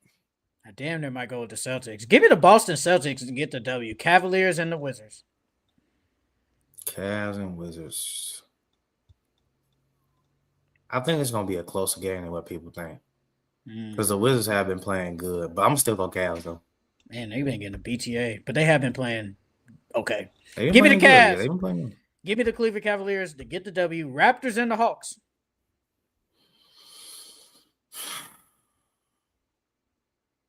I'm gonna go Raptors. They should win this one. Give me the Toronto Raptors. Pistons and the Nets. Pistons and the Nets. Pistons. The hell am I talking about? Pistons. Nick Claxton forces. Give me the Detroit Pistons. Rockets and the Spurs. Good game. I'm gonna go Spurs. I think Wemby's gonna have a big game. Give me the Houston Rockets. Hornets and the Heat. Bam, might not playing. Give me the Hornets. Give me the Miami Heat. Mavericks and the Grizzlies. Oh man. Somebody gotta win. Yeah, homebro, somebody gotta win. I'm gonna go Dallas though.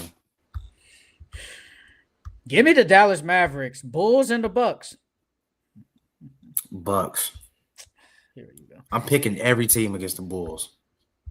Every team. Give me the Chicago Bulls, Jazz, and the Timberwolves. T-Wolves. Give me the Minnesota Timberwolves, Warriors, and the Nuggets. That's going to be a really good game. I'm going to go Nuggets, though. Give me the Denver Nuggets, Thunder, and the Kings.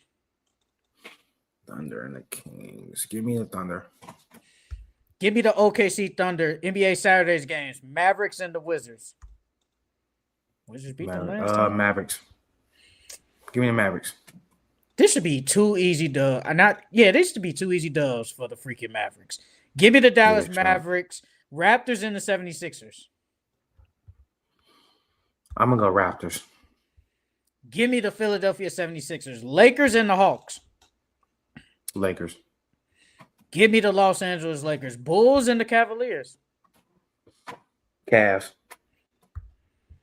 Give me the Chicago Bulls, Trailblazers, and the Heat. Give me the Blazers. Give me the Portland Trailblazers, Pelicans, and the Spurs. Spurs. Give me the San Antonio Spurs, Pacers, and the Nuggets. Nuggets. Give me the Denver Nuggets, Suns, and the Clippers. Clippers. Give me the Phoenix Suns, NBA Sundays games, Rockets, and the Bucks. Rockets. Give me the Houston Rockets, Nets, and the Knicks. Knicks. Give me the New York Knicks, Celtics, and the Magic. Magic. Give me the Orlando Magic, Thunder, and the Grizzlies. Thunder. Give me the OKC Thunder, Pistons, and the 76ers. Pistons. Give me the Philadelphia 76ers, Pacers, and the Warriors. Pacers beat them last time. Warriors. Give me the Golden State Warriors, Timberwolves, and the Kings.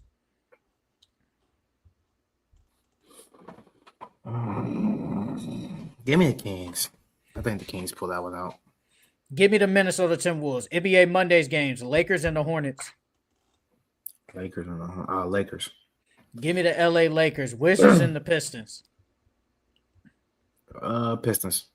Give me the Detroit I Pistons. think that might be a good game. Pistons and Wizards. Yeah, I think that might be a good game. They match up well. Give me the Detroit Pistons, Blazers, and the Magic. Magic. Give me the Portland Trail Blazers, Cavs, and the Heat.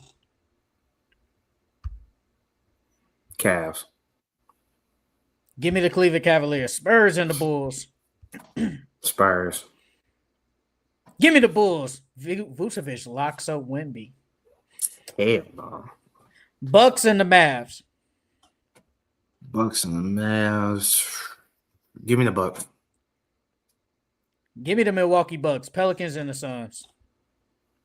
Pelicans and the Suns. That's a duo. Give me the Suns. Give me the Phoenix Suns, Timberwolves, and the Jazz. T-Wolves. Give me the Minnesota Timberwolves, Hawks, and the Clippers.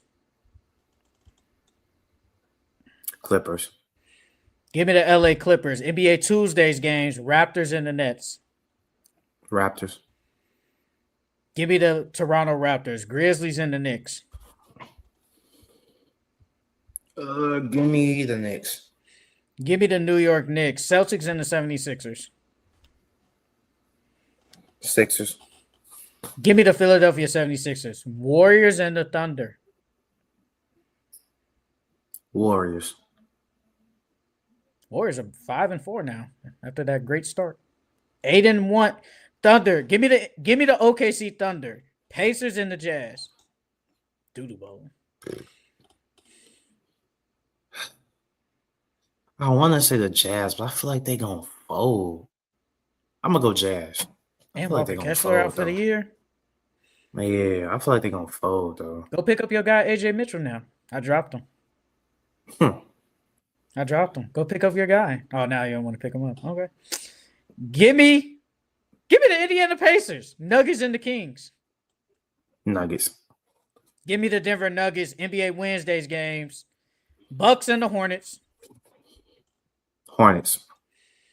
Give me the Milwaukee Bucks, Bulls, and the Pistons. Oh, yeah, bragging rights right there. Oh, I can't wait when we come back on Thursday. Oh, Bulls, when I'm talking my shit. Oh, Bull. Give me the Chicago Bulls. You know, it's a rivalry. Chicago and Detroit. Ooh. Give me the Chicago Bulls, Magic, and the Knicks. I'm going to go Matt. Yeah, they at the Knicks? Yeah, I'm going Magic. Give me the New York Knicks, Grizzlies, and the Celtics. Celtics. Give me the Boston Celtics, Cavs, and the Heat.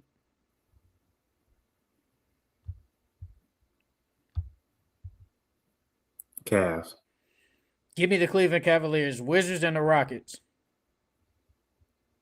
Rockets. Give me the Houston Rockets, Blazers, and the Pelicans. Blazers.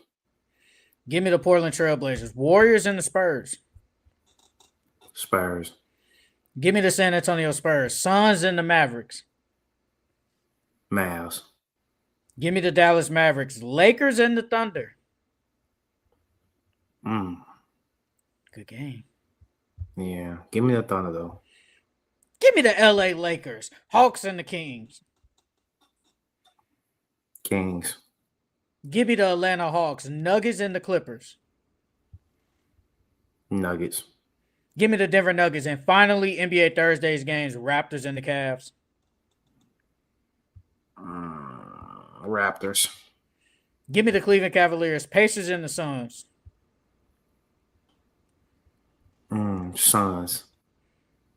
Give me the Phoenix Suns and Hawks and the Jazz. Hawks. Give me the Atlanta Hawks, and that's it for the. Actually, real quick, my bad. Read off Francisco. He gave us our MVP ladder. Luka at 1, Shea at 2, Giannis at 3, Wemby at 4, and Josh Giddey at 5. Look at that, Josh Giddey. He had to put the diddler in there. He had to put the diddler in there. You agree with it? You like it? You like it? You like it? Yeah, I mean, I like Luka at 1 for sure. Shea at 2. Giannis at 3. I like the first 3. And then Wemby at 4. Yeah. If Wemby didn't have that bad, them 2 bad games, I think Wemby would have either been at 3 or 2, depending on how he played. So no respect to Josh Giddey. No respect to Josh Giddey at 5. You don't think Bulls don't get no love over here. You don't think he 5th right now in the MVP vote. You don't think he been 5th? No. I'll take Pascal Siakam over him. You don't believe that. I'll take anybody over him. I refuse to give the Bulls any love. Josh Giddey been hooping, but that's it for the Full Court Insight Podcast. Make sure you guys follow us on all social media platforms at Full Court Insight Podcast on Instagram, TikTok, Twitter, Facebook. And again, make sure you guys like all the videos and shorts on everything. And if you want to hear me and Charles yap as per usual, we are on the audio platforms. We are on Apple Music and Spotify. Great episode as per usual. Besides the technical difficulties, great episode. But that's it for us. More NBA. It's only one game tonight, but NBA across the board as per usual. We will see y'all next time. Eagles BTA. I'm going to come back with a vengeance. Ooh, I can't wait. But see y'all next time. See you later, Francisco. Bye-bye.